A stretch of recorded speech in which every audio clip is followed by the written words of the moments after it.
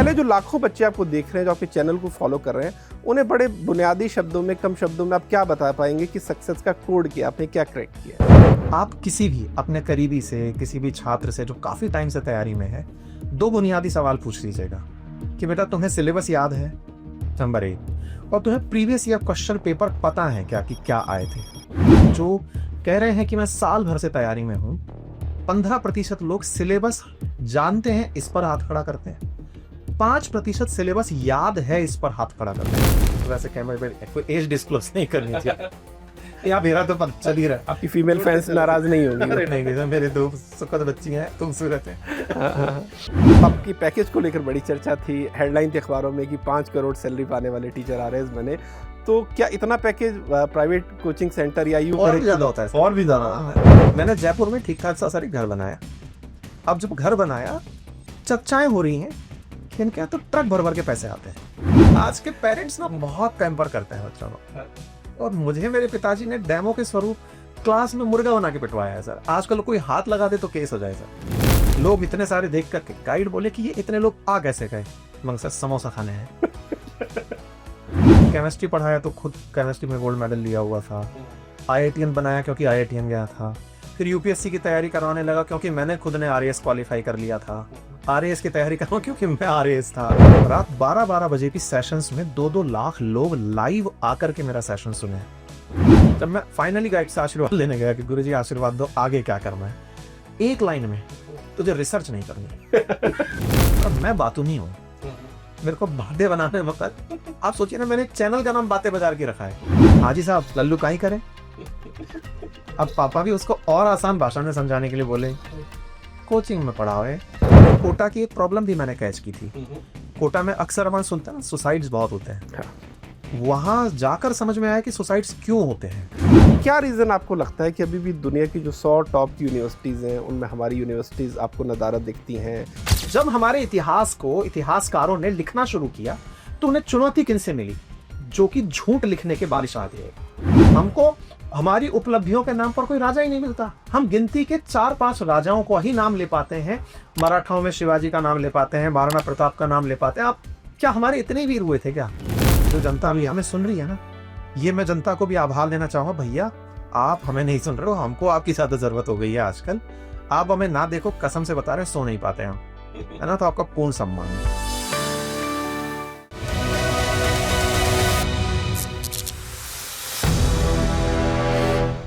नमस्कार दोस्तों, आज जिन शख्स से हम आपको मिलवाने वाले हैं, ये सपनों के सौदागर हैं। जी हाँ, इन्होंने जिंदगी भर ना सिर्फ अपने सपने पूरे किए हैं, बल्कि ये लाखों लोगों की मदद कर रहे हैं ताकि वो भी अपने सपने पूरे कर पाएं।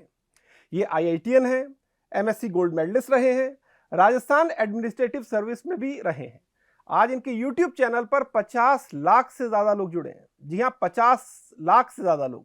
इतनी तो कई देशों की आबादी तक नहीं होती। तो स्वागत कीजिए ऐसे ही करिश्माई शख्स अंकित अवस्थी जी का। अंकित जी, बहुत बहुत स्वागत आपका। बहुत बहुत धन्यवाद। अंकित जी, जो आपका मैंने पूरा प्रोफाइल पढ़ा, मुझे ऐसा लग रहा कि आप 15-20 लोगों का टैलेंट अकेले ही जो है वो हजम कर गए, या माँ सरस्वती की आप पर इतनी कृपा है। तो पहले तो उसका राज बताइए। सर, टीचर को ना ईश्वर का आशीर्वाद होता है। टीचर हमेशा सामने वाले को लग रहा होता है कि पता नहीं कितना ज्ञान लेके बैठा हुआ है, ऐसा कुछ नहीं होता है। टीचर अच्छा पढ़ने वाला एक छात्र भी होता है। नहीं, ये तो आपका बड़प्पन है, वरना ऐसे लोग मैंने तो जीवन में बहुत कम देखे हैं जो आईआईटीएन भी हों, आरएएस। मैं खुद राजस्थान से तो जानता हूँ कि आरएएस बनना हर किसी का एक सपना होता है, लेकिन आप आरएएस बनने के बाद आपने उस नौकरी को भी छोड़ा और आपके यूट्यूब पर 50 लाख से ज्यादा लोग भी जुड़े हैं। ये तो मतलब कोई छोटे मोटे टैलेंट से ये सारी चीजें तो संभव नहीं है। सर, ये मतलब आप कह सकते हैं, लेकिन मैं फिर से यही कहूंगा, शिक्षक जब क्लास में होता है ना, आप अपना बचपन आप याद करिए। आप जब क्लास में होते होंगे, टीचर जब सामने होता था, तो हमें टीचर को देख के एक ही तो संशय रहता था, आपको इतना कैसे पता है? हाँ, सही ना? तो हमने अपना ऑरा ऐसा बना लिया, या तो ये कहें क्योंकि इतना लंबा 2011 से लेके अब तक लगातार टीचिंग में है, या टीचिंग के माध्यम से अब चीजें समझा रहे हैं। तो जो सामने वाला बैठता है, उसे फील ये होता है कि इन्हें कितना कुछ पता है। बिल्कुल। जबकि मैं अंदर की बात बताता हूँ सर, मैं बच्चों से भी ज्यादा पढ़ता हूँ। बिल्कुल। मेरे अंदर का स्टूडेंट जिंदा है तब तक ही मैं टीचर हूँ। मैंने कभी खुद को उस पोडियम पे पहुंचा के ये नहीं कहा कि आज मैं तुम्हें बताऊंगा। नहीं, मैं ये जान के आया, सुन लो। मुझे ये ताजा ताजा पता चला है, जान लो। बस इतना ही सर संवाद होता है। मैं जब भी कभी भटकने लगता हूँ ना राह से, तो कोर्स करेक्ट करके यही कहता हूँ कि अंकित अवस्थी मास्टर ना बनो यार, चलो छात्र बनते हैं। बिल्कुल, ये तो बहुत आपका बड़प्पन है। लेकिन अंकित जी, बातें तो आपसे बहुत होंगी, आप जियोपॉलिटिक्स पे इतने वीडियोस बनाते हैं, खुद आप सालों तक आप आईआईटी के छात्रों को पढ़ाते रहे हैं, आज यूपीएससी के छात्रों की भी मदद कर रहे हैं। मतलब आपका जो कह सकते हैं कि बॉडी ऑफ वर्क या कई विषयों पर जो आपकी महारत है वो तो हम सभी जानते हैं। लेकिन पहला सवाल मेरा यही है कि जब कोई इंसान इतने सारे काम करता है और वो आईआईटी क्रैक करता है, वो आरएस भी बन जाता है, इसका मतलब वो सक्सेस का कोड तो उसने कहीं ना कहीं क्रैक किया है। तो पहले जो लाखों बच्चे आपको देख रहे हैं, जो आपके चैनल को फॉलो कर रहे हैं, उन्हें बड़े बुनियादी शब्दों में, कम शब्दों में आप क्या बता पाएंगे कि सक्सेस का कोड क्या, आपने क्या क्रैक किया है? सर मैं अभी ना आपको एक और अपडेट यहाँ दे देता हूँ, मैं आपसे शुरू में भी कहना चाह रहा था। मैंने हाल ही में सेबी द्वारा अधिकृत एनआईएसएम का भी, म्यूचुअल फंड का भी एक कोर्स क्वालिफाई किया है परसों ही। वाह, क्या तो मैं ना इन सब चीजों को जोड़ करके, क्योंकि मैंने एग्जाम बहुत सारे क्वालिफाई किए, चाहे गोल्ड मेडल लेना हो, आईआईटी जाना हो, चाहे आरएएस निकालना हो, मैंने ये देखा सर समाज में चर्चाएं बहुत होती है, पढ़ता कोई नहीं है। और मैं स्टूडेंट्स से केवल यही कहता हूं कि उन चर्चाओं के जगत से बाहर निकल के उस जगह तक पहुंच जाओ कि ये पूछा जाता है। आप किसी भी अपने करीबी से, किसी भी छात्र से जो काफी टाइम से तैयारी में है, 2 बुनियादी सवाल पूछ लीजिएगा कि बेटा तुम्हें सिलेबस याद है, नंबर 1, और तुम्हें प्रीवियस ईयर क्वेश्चन पेपर पता है क्या कि क्या आए थे। सर मैं बहुत बार जब सेमिनार्स लेता हूं और लोगों के हैंड रेज कराता हूं, आप यकीन मानेंगे सर, जो कह रहे हैं कि मैं साल भर से तैयारी में हूं, 15% लोग सिलेबस जानते हैं इस पर हाथ खड़ा करते हैं, 5% सिलेबस याद है इस पर हाथ खड़ा करते हैं। अब आप कहेंगे ये बहुत ही आयरनी है, सिलेबस कोई क्यों याद रखेगा?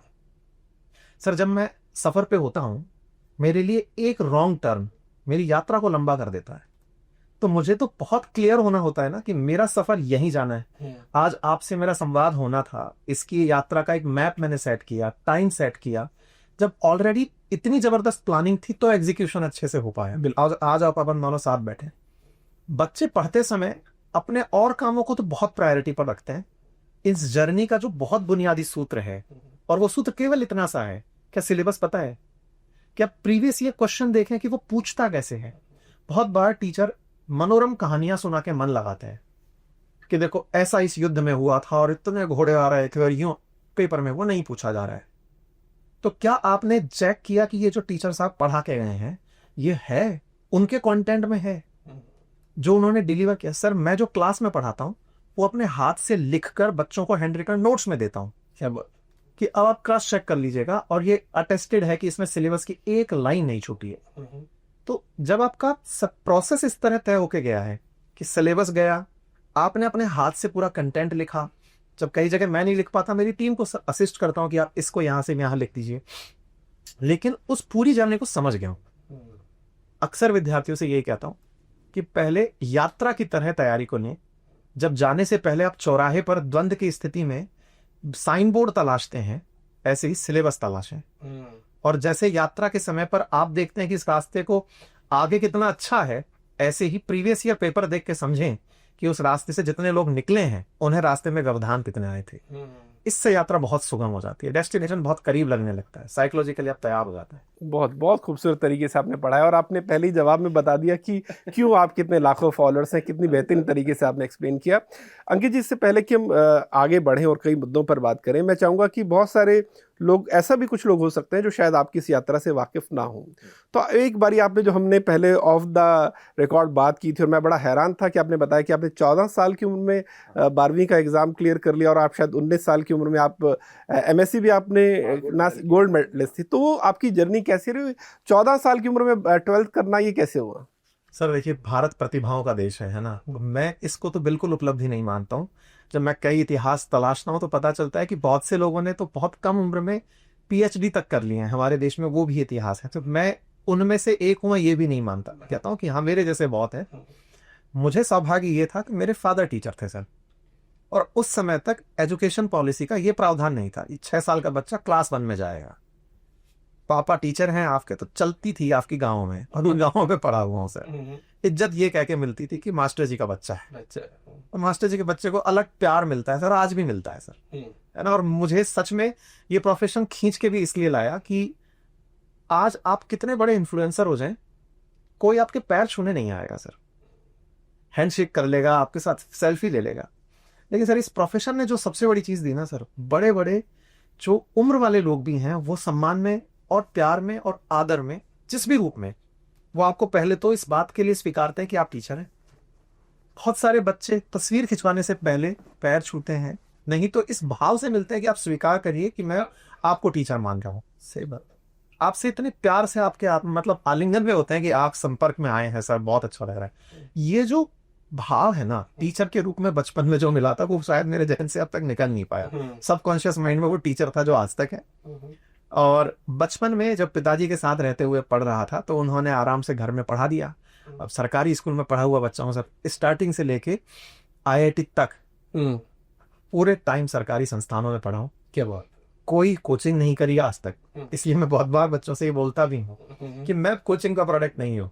तो अब तुम देख लो कि मुझ जैसा बन रहा है। आपकी सारी बातें सुन के आज बहुत बच्चों की पिटाई घर पे होने वाली है। अरे ये नहीं सर, आज के पेरेंट्स ना बहुत पैम्पर करते हैं बच्चों को। और मुझे मेरे पिताजी ने डेमो के स्वरूप क्लास में मुर्गा बना के पिटवाया है सर। आजकल कोई हाथ लगा दे तो केस हो जाए सर। आजकल वो टीचर पीटने से डरते हैं। कई बार बहुत सारे मीम्स चल रहे होते हैं, सोशल मीडिया पे स्टेटस डल रहे होते हैं कि बच्चों को सुधारना है तो एक बार टीचर के हाथ में फिर से चाबुक दे दो। अब सर इस बात की मैं तो समर्थन यहाँ बैठ के नहीं कर सकता, नहीं तो पता चल रहा है कि आपके चैनल पर मेरे कैरियर में आँच आ जाएगी। लेकिन मैं ये बोलता हूँ मेरी कुटाई हुई है सर, है ना। ये बिल्कुल वैसे जैसे कॉलेज की तारीफ में आप बोलते हो कि रैगिंग हुई है। अब आप रैगिंग हुई है से क्या रैगिंग का समर्थन करते हो, ये वैसा शब्द हो जाएगा। तो मैं पिटाई का समर्थन नहीं कर रहा हूँ। मेरे पिताजी ने मुझे हक से मारा, मैं तो यही बोल रहा हूँ। लेकिन उनको अपने स्कूल में ट्रेलर सेट करना था कि मैं मेरे बच्चे को जब पीट सकता हूँ तो तुम सब लोग शांति रहो। वहां से तो सर नींव डली, पढ़ाई ठीक से करता चला गया, मार्गदर्शन था, घर में सब पढ़े लिखे लोग हैं सब टीचिंग में, लेकिन पढ़ाई का माहौल रहा कि पढ़ लो। और मैं कई बार जब लोग इस विषय पर चर्चा कर रहे होते हैं कि आरक्षण जैसा कोई गंभीर मुद्दा उठाकर लेके आते हैं कि इस पर आपकी क्या राय है, कई बार ऐसा होता है सर कि आपकी पेरेंटिंग और आपके परिवेश से लोग जज करते हैं कि ये तो आरक्षण विरोधी होगा। हाँ है ना। जैसे भाई मेरा नाम अंकित अवस्थी है, मैं ब्राह्मण परिवार में जन्मा हूँ, पिताजी शिक्षक रहे हैं, तो नाम से कई बार लोग जब मेरे क्लास में एंट्री करते हैं ना, सर आपके आरक्षण पे क्या राय है, कोई जानना चाहता है। अब बोल पटा फंसेगा। मैं कहता हूँ मेरे भाई, मेरा जन्म जब हुआ तब मेरे पिताजी ये जानते थे कि मुझे कितनी 12 खड़ी याद करानी है। 12 खड़ी बोलते थे राजस्थान पे है, क्या क्या गहने याद कराने, इतना मैथ कराना है, उनको पता था। इस देश में अभी थोड़ी देर पहले मैं आपसे जिक्र भी कर रहा था, वास्तविकता यह है सर कि हमें समय से पहले या समय पर भी चीजें पता चल जाए तो हमारा करियर बहुत आगे हो। मैं आपसे थोड़ी देर पहले ये कह रहा था, अपन फाइनेंस की जब बातें कर रहे थे, मैं यही आज भी बोलता हूं, समय से अगर व्यक्ति को जानकारियां पता हो सर, तरक्की में उसका बहुत बड़ा रोल होता है। और ये जो आरक्षण सही मायने में इसकी कवायद हुई ना, ये संभवतः उनके थॉट प्रोसेस में यही रहा होगा कि समाज के बहुत से तबके ऐसे हैं जिनके पास एक्सेस टू इंफॉर्मेशन भी नहीं है। और मैं जिस समाज के वर्ग से आता हूं, मेरे पास एक्सेस टू इंफॉर्मेशन भर भर के था। इतना था कि पिताजी को लगा कि सेकंड में तो डायरेक्ट बिठा देंगे, थर्ड में तो डायरेक्ट बिठा देंगे, पूछेंगे तो यही ना। हाँ। आप विचारिए सर, एक बच्चा जिसके पेरेंट्स संभवतः गाय चरा रहे हैं, भेड़ बकरी चरा रहे हैं, उन्हें यह भी नहीं पता कि बच्चे को स्कूल भेजना क्यों है। और एक हमारे पिताजी ठहरे जो कह रहे हैं थर्ड में भेजिए, इतना तो इसे आता ही है, पेपर तो पास कर ही लेगा। सही बात। इस तरह सर 12वीं मैंने 14.5 साल में पास कर ली, 14.5 साल में पास कर ली। अब यहाँ हमारे पिताजी की जानकारी भी थोड़ी सीमित रह गई। उन्हें यहाँ से आगे की जानकारी नहीं थी कि IIT में बैठने के लिए 17 साल की एज चाहिए। अच्छा। वो इस तैयारी में थे कि यहाँ तक हो गया तो आगे भी कोई भाई साहब तो होंगी। वो हुआ नहीं। ग्रेजुएशन में एडमिशन दिला दिया सर। ग्रेजुएशन हमने बढ़िया कलर से पास कर ली, फ्लाइंग कलर्स के साथ, परफॉर्म बढ़िया कर गए तो ग्रेजुएशन के बाद में फिर उम्र जब बची 17.5 साल, हमने कहा अब IIT दे लेते हैं। तब किसी ने ज्ञान दिया, ग्रुप अब IIT घुसोगे, 4 साल जाके IIT पास करोगे, अभी 2 साल पढ़ लो, MSc कर लो, इसके बाद गेट का एग्जाम दो, सीधा MTech में एंट्री लो। हमने कहा ये शॉर्टकट है। हम सर MSc निकल लिए। अच्छा। और MSc टॉप कर गए, क्या गोल्ड मेडल मिल गया। साथ ही साथ गेट का एग्जाम दिए सर, तो उसमें रैंक आ गई 41। वाह। अब वहां से हम IIT पहुंच गए। IIT में जिस डिसिप्लिन में हमें एडमिशन मिला, वहां इंटरडिसिप्लिनरी डिपार्टमेंट था, ऑप्टिक्स को डील करता था, लेजर के साथ मिलकर चलता था, एयरोस्पेस भी उसमें था, तो उसमें इलेक्ट्रिकल डिपार्टमेंट भी था, तो मैकेनिकल भी था, तो केमिस्ट्री वाले भी थे, फिजिक्स वाले भी थे। सब मिला के 8 लोग सेलेक्ट हुए। बढ़िया 8,000 रुपये महीने सर वो मिलने लगी स्कॉलरशिप। तो हमको पहली बार ये लगा सरकारी स्कूल से पढ़ के आप अगर स्कॉलरशिप तक पहुंच रहे हो तो उपलब्धि है। बढ़िया वहां से निकले सर। तो आपने ये कितने साल के थे जब आपने आईआईटी और अपने आईआईटी कानपुर से किया? आईआईटी कानपुर से सर। क्या उम्र थी आपकी जब आपने वहां से? सर सन 2008 में था मैं वहां पे। 21 साल में था शायद, 21 नहीं। वैसे कैमरे पे कोई एज डिस्क्लोज नहीं करनी चाहिए। या मेरा तो पता चल ही रहा है। आपकी फीमेल फैंस नाराज नहीं होंगी? अरे नहीं सर, मेरे 2 सुखद बच्ची हैं, खूबसूरत है। 14.5, 17.5, 19, 20 साल की उम्र में मैं 20 साल की उम्र में आपने एमटेक कर लिया? एमटेक में, हाँ। क्या 21.5 में मैं आईआईटी से बाहर आ गया, एमटेक में एंट्री लिया था 20। उसके बाद फिर सर सीधा एमटेक में थीसिस का डिफेंस करना होता है। आपको अपनी थीसिस बचानी होती है। बचाने का मतलब है कि गाइड के साथ एक एग्जामिनर गाइड और आएंगे, ठीक है, वो आपसे सवाल पूछेंगे कि आपने थीसिस में मटागस्ती तो नहीं की है। अब आईआईटी में ये चीज थोड़ा सिंसियरली होती है और यूनिवर्सिटीज में भी है, और गुरुजी लोग उससे चल जाती है। आईआईटी में इतना बड़ा सीरियसली लेते हैं। आपके मित्र तरक्की से साथ साथ बैठते हैं, चेक करते हैं। आप जिनको इनवाइट करते हैं कि देखो भाई मैंने 2 साल जो मेहनत की है इसे जरा चेक करो, आओ सब लोग सुनने आओ, उस तरह से लोग सुनने भी आते हैं सर। सब लोग तसल्ली से बैठे रहे। बैठ करके सर मैंने 120 लोगों के सामने थीसिस डिफेंड की। अब सर समझ में तो कुछ आया नहीं था। केमिस्ट्री का आदमी एरोस्पेस में थीसिस डिफेंड कर रहा है सूट पार्टिकल पे, लेजर से पता लगा रहा है कि सूट पार्टिकल कम कैसे किए जा सकते हैं। बहुत कठिन टाइम था सर। लोग इतने सारे देख करके गाइड बोले कि ये इतने लोग आ कैसे गए, मगर सर समोसा खाने हैं। अब उस समोसे का जो क्रेज था उसको देख के थीसिस डिफेंस में टीचर की तरफ से थोड़ा सा सहयोग मिला। थोड़ा बहुत पढ़ने में ठीक थे तो थोड़ा बहुत बचा के निकल गए। जब मैं फाइनली गाइड से आशीर्वाद लेने गया कि गुरुजी आशीर्वाद दो, आगे क्या करना है, एक लाइन में तुझे रिसर्च नहीं करनी। उन्होंने कहा आज आपने एक चीज क्लियर कर दी। लोग अंत तक क्लियर नहीं कर पाते क्या नहीं करना। मुझे आज आपने ये बता दिया रिसर्च नहीं करना। मैं कहा अब क्या करूं मैं? अच्छा, उससे पहले क्या है सर, मेरा सिंगापुर में एडमिशन हो गया था। अच्छा, एनयूएस सिंगापुर में पीएचडी में एडमिशन हो गया था, और 1.5 लाख रुपए महीने के हिसाब से स्कॉलरशिप उस समय भारतीय करेंसी में मिल रही थी, सिंगापुर की जो करेंसी है उस तरह से। तो मैं तो आशीर्वाद ये लेने गया था कि सर मैं रिसर्च में जाऊं, मेरा तो एडमिशन कॉल हो गया, मुझे जाना चाहिए। गुरुजी आशीर्वाद दिए कि बेटे कतई नहीं जाना है, तूने आज मेरा समय बिगाड़ा, कल कहीं और बिगाड़े। मैंने कहा चलो ये तो अच्छी बात है। अच्छा, जनरली सर रिसर्च का मेरा टेम्परामेंट भी नहीं है। रिसर्चर्स बहुत इंटेलिजेंट लोग होते हैं और मैं बातू नहीं हूँ। मेरे को बातें बनाने में आप सोचिए ना, मैंने चैनल का नाम बातें बाजार की रखा है क्योंकि मुझे बातें अच्छी लगती हैं। कई बार कोई मुझसे पूछता है कि आप पढ़ाने में कैसे इंटरेस्ट लेते हो, मैं जब तक बातें कर पा रहा हूं मैं पढ़ा रहा हूं। अगर सेम बात दोबारा दोहरा दोगे मेरे से नहीं हो पाएगा। और यही कारण है सर मैं इतने सब्जेक्ट पढ़ा दिया, और खुद से, मतलब चाहे केमिस्ट्री पढ़ाया तो खुद केमिस्ट्री में गोल्ड मेडल लिया हुआ था। आईआईटीएन बनाया क्योंकि आईआईटीएन गया था। फिर यूपीएससी की तैयारी करवाने लगा क्योंकि मैंने खुद ने आरएएस क्वालिफाई कर लिया था। आरएएस की तैयारी करवा क्योंकि मैं आरएएस था, आरएएस पे भी होगा। हाँ, तो मैं बता रहा हूँ कि ये ऐसा कुछ होता गया सर कि मुझे टेम्परामेंट वो नहीं है, मुझे बातें पसंद है। सब्जेक्ट पढ़वा लो। अब जैसे मेरे पास कुछ दिनों बाद ना ये चीजें खत्म हो जाएंगी कि यार ये भी खत्म हो गया, इसमें तो कुछ ज्ञान देने लायक बचा ही नहीं। तो फिर नया सब्जेक्ट पकड़ेंगे, उसका एग्जाम देंगे, फिर वो पास करेंगे, फिर आओ बच्चों अब ये ज्ञान देंगे। फिर ये तो सर जर्नी है। इस बीच में मैंने जो बात छोड़ दी वो ये सर कि आईआईटी के अंदर वहां पे पीएचडी में गए नहीं, इधर प्लेसमेंट में बैठे नहीं थे, क्योंकि पीएचडी अपने आप में प्लेसमेंट की तरह से कंसिडर होती है सर पीजी के इस बीच में। हम सर एनयूएस अच्छी यूनिवर्सिटी है, टॉप 10 में काउंट होती है। तो गुरुजी ने मना कर दिया कि नहीं जाना है। हमने कहा सर नहीं जाना है। हमने कहा अब क्या करना है? तो उन्होंने कहा कि देख, बातों के लिहाज से फिलहाल तेरा पेट टीचिंग ही भरेगा। अच्छा, मैं एक बहुत इंटरेस्टिंग बात यहाँ पे कहता हूँ सर, और टीचर्स के लिए कहता हूँ ये अपने अनुभव से। जब मैं आईआईटी से निकल के पढ़ाने भी पहुंचा ना, उस समय तक कोटा में इतने आईआईटीएन टीचर नहीं थे। आज तो भर भर गए सर। आज लगभग 350-400 आईआईटीएन टीचर कोटा में पढ़ा रहे हैं। तब मैं स्टूडेंट्स के सामने एक ही लाइन बोलता था कि टीचर 2 तरह से होते हैं, टीचर बाई चॉइस और टीचर बाई चांस। मैं टीचर बाई चॉइस हूं, मेरे पास ऑप्शंस बहुत थे। हाँ, मैं ऑप्शंस बंद करके आया कि नहीं, मुझे रिसर्च में तो नहीं जाना है, मुझे प्लेसमेंट में तो नहीं बैठना है। आईआईटीएन की नौकरी लग जाती है सर, कोई दे देता है 50,000 रुपए की नौकरी कम से कम। मैंने यार ये नहीं करना है। तो क्या करना है जब आपके दिमाग में होता है ना, आप उसमें 100% लगाते हो। मतलब जीवन के तजुर्बे में क्या नहीं करना है ये पता होना, और क्या करना है ये पता होना बड़ी उपलब्धियों में शुमार होता है। मैं ऐसा बिल्कुल बिल्कुल। कई बार सारी जिंदगी इसी संघर्ष में, इसी उहापोह में निकल जाती है कि क्या नहीं करना, क्योंकि फिर तब तक आपकी आत्मा भी बेचैन रहती है ना, जब तक आप ये तय नहीं कर लेते करना क्या। जी, फिर उसके बाद आंसर बहुत बड़ा कर दिया, ये मेरी प्रॉब्लम भी है सर, मैं आंसर बड़ा कर देता है। नहीं नहीं नहीं, यहाँ आपको सुनने वाले हैं, मुझे कोई सुनने वाला नहीं है, मैं तो कोशिश कर रहा हूँ कम से कम बोलूँ, तो आपका लंबा आंसर भी बहुत रुचिकर है, अच्छी बात है। तो फिर आपने पढ़ाना शुरू किया? फिर पढ़ाना शुरू किया। पढ़ाने में बड़ा मजा आया सर। बंसल क्लासेस में पढ़ाते थे और वहीं से कोटा की एक प्रॉब्लम भी मैंने कैच की थी। कोटा में अक्सर अपन सुनते हैं ना, सुसाइड्स बहुत होते हैं।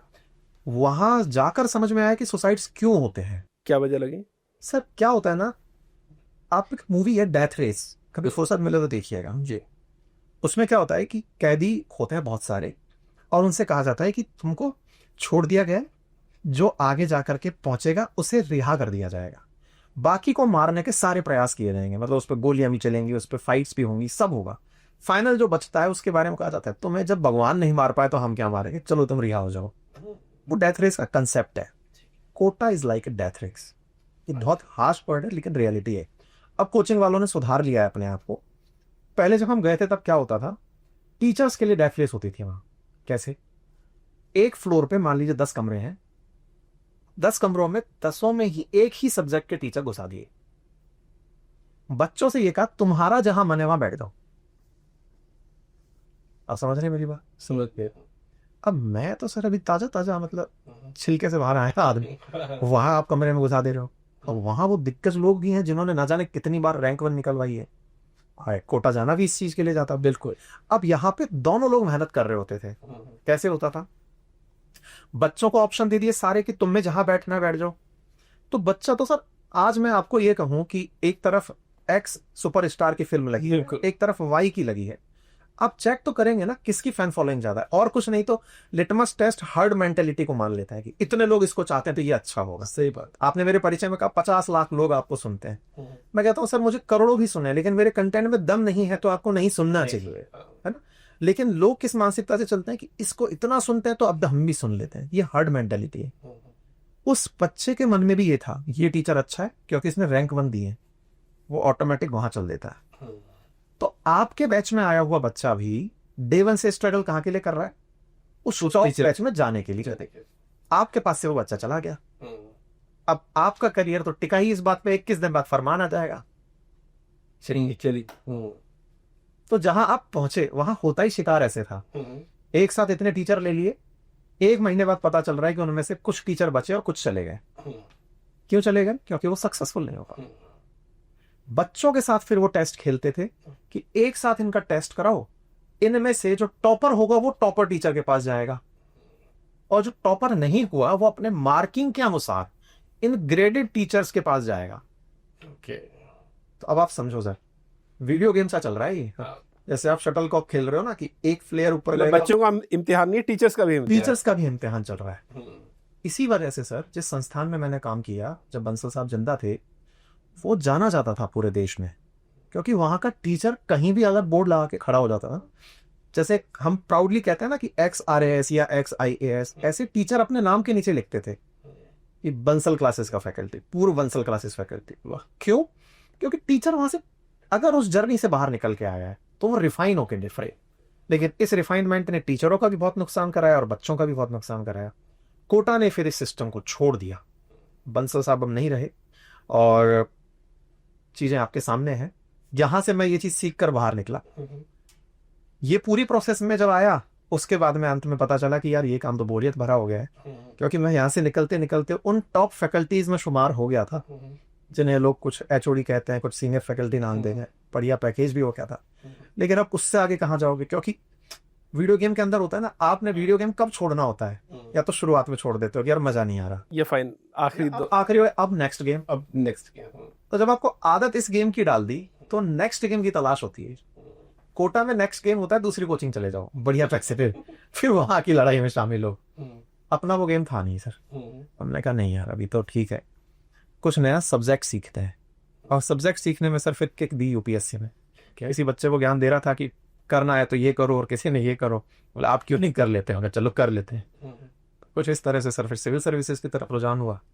बढ़िया, यहाँ भी कहानियां बहुत लंबी हैं हाँ, सर। तो फिर आपने आरएस भी 2 बार आपने शायद एग्जाम दिया। 2 बार दिया। एक बार दिया सर विद इन 15 डेज, तो प्रीलिम्स पास किया था और 6 महीने में मेंस पास किया था। क्या बात है।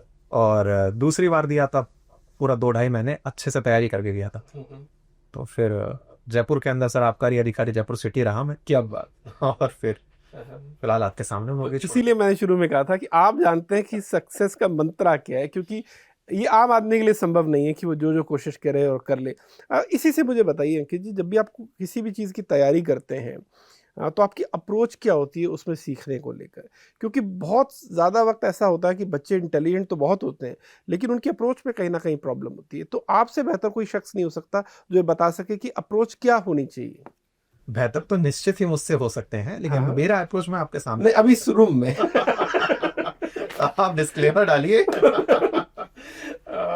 सर मेरा तर्क ये होता है कि अगर आप मुझे सुन रहे हो और आप खुद से भी वो जानकारी जुटा सकते हो, अगर मैंने आपको फैसिलिटेट नहीं किया तो प्लीज मुझे मत सुनो।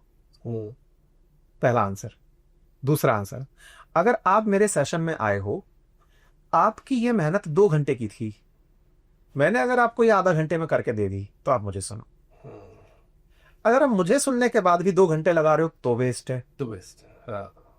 तो मैं आपके लिए जब तक फैसिलिटेटर हूं। आजकल स्टार्टअप्स के बारे में क्या कहते हैं, आप अक्सर शार्क टैंक को जब सुनेंगे तो वहां क्या बात कोट की जाती है? स्टार्टअप का सबसे बढ़िया आइडिया है कि आपने किसी की प्रॉब्लम सॉल्व की हो। मेरी तो जीवन का फलसफा है। अब मोची की दुकान भी इसलिए चलती है क्योंकि वो जूते साफ सही करके दे रहा है, क्योंकि पैर चल रहे हैं भाई। सही बात। ये दुनिया चली इस बात। डॉक्टर की दुकान भी चल इसलिए रही है क्योंकि डॉक्टर साहब इलाज करके आपको चालू कर रहे हैं। यहां तो हर किसी का काम इस बात से चल रहा है। तो हम पहचाने कि लोग हमें क्यों सुन रहे हैं। अगर उन्हें एक बार में एक जगह, जैसे अभी ऑपरेशन सिंदूर जब हुआ तो बहुत ज्यादा फेक खबरें मार्केट में तैर रही थी। हमारे पास भी सोर्सेज तो न्यू मीडिया के, जो जैसे सबके आप ही लोग हमारे सोर्सेज भी हैं, उन सोर्सेज के थ्रू हम जब जानकारी जुटाते थे, प्रयास करते थे कि जितना हमारे पास टैलेंट है, अनुभव है, पास्ट हमारे पास है, चेक करें कि इसमें से कुछ गलत खबर ना जाए। और आप यकीन माने सर, रात 12-12 बजे की सेशंस में 2-2 लाख लोग लाइव आकर के मेरा सेशन सुने हैं। 15-15 मिनट का सेशन मैं देने गया हूं, 15 मिनट में 2 लाख लोग लाइव आना बहुत बढ़िया। मैं मानता हूं सर, ये इतना तो न्यूज चैनल्स में भी नहीं आता है। और सर मतलब ये बहुत लोगों ने सराहा और मुझे बहुत अच्छा लगा कि लोगों को ये ट्रस्ट मेरे अंदर पैदा हुआ कि ये आदमी अगर कुछ बताने आ रहा है। और सर देखिए, इंसान है, गलतियां सबसे हो सकती हैं। मैं मानता हूं मुझसे भी गलती हो सकती है। प्रयास मेरा एनालिसिस का रहता है, अपने अनुभव से, अपने तजुर्बे से और प्राप्त जानकारियों से, और उसमें ये संतुष्टि रहती है कि मैंने जब कुछ बोल दिया है तो वो गलत नहीं होगा। गलत से मतलब मैंने प्राप्त जानकारियां बहुत अच्छे से चेक की हैं। मैं उस पीआर गेम में नहीं अटकाऊं या टीआरपी में नहीं अटकाऊं कि मुझे कुछ गलत बोलकर आज व्यू पाने हैं, क्योंकि मैंने देखा है सब लोगों को माफी मांगते। तो मैं बिल्कुल बिल्कुल मैं इस पर आऊंगा और इस पर लंबी हम चर्चा भी करेंगे, लेकिन उससे पहले 1-2 दिलचस्प जो चीज़ें हैं आपके बारे में ये भी था कि जब आपने आरएस आप बने तो उससे पहले आप कोचिंग ही कर रहे थे, है ना? और तब आपकी पैकेज को लेकर बड़ी चर्चा थी, हेडलाइन थी अखबारों में कि 5 करोड़ सैलरी पाने वाले टीचर आरएस बने।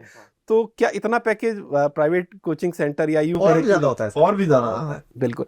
और ये किस चीज़ पर डिपेंड करता है? बताता हूँ। देखो ना सर, जिस कोचिंग में मैं काम करता था, अनअकैडमी नाम था, के पढ़ा देता हूँ, और वो बहुत सम्माननीय साथी हैं हमारे, रोमन सैनी जी। वो इवन वो भी एक प्रेरणा के कारण है, और वो प्रेरणा कारण इसलिए है क्योंकि उन्होंने आईएएस छोड़ा था। ठीक है, तो छोड़ने की रेस चली तो मैंने कहा भाई साहब आप ये छोड़ चुके तो मैं छोटी चीज तो छोड़ ही सकता। तो पॉइंट कहता ना सर कि धंधा इस तरह से चल रहा है आजकल, प्राइवेट सेक्टर। आप अपनी तनख्वाह निकाल के दे दो हमें, बाकी हमें कोई दिक्कत नहीं। अच्छा, जैसे आज आपने इस रूम में जो लोग बैठे हैं, सिस्टम कैसे जज करेगा कि ये काम का है कि नहीं? आइदर 2 तरीके हैं, वो छोड़ के चला जाए तो कोई और ना मिले, दूसरा वो खुद ही बता दे कि मैं इतना पैसे का आदमी तो हूं, देखो क्योंकि मैं कमा के लाता हूं। तरीके कुछ भी हो सकते हैं। हमारे सिस्टम में कमाने का तरीका होता है, कोर्स कितना बिका, आपकी वजह से कोर्स बिका, कोचिंग को पता चल गया इनकी वजह से इतना बिक रहा है, और वो आपको भी बता दिया जाता है कि इतना बिक रहा है।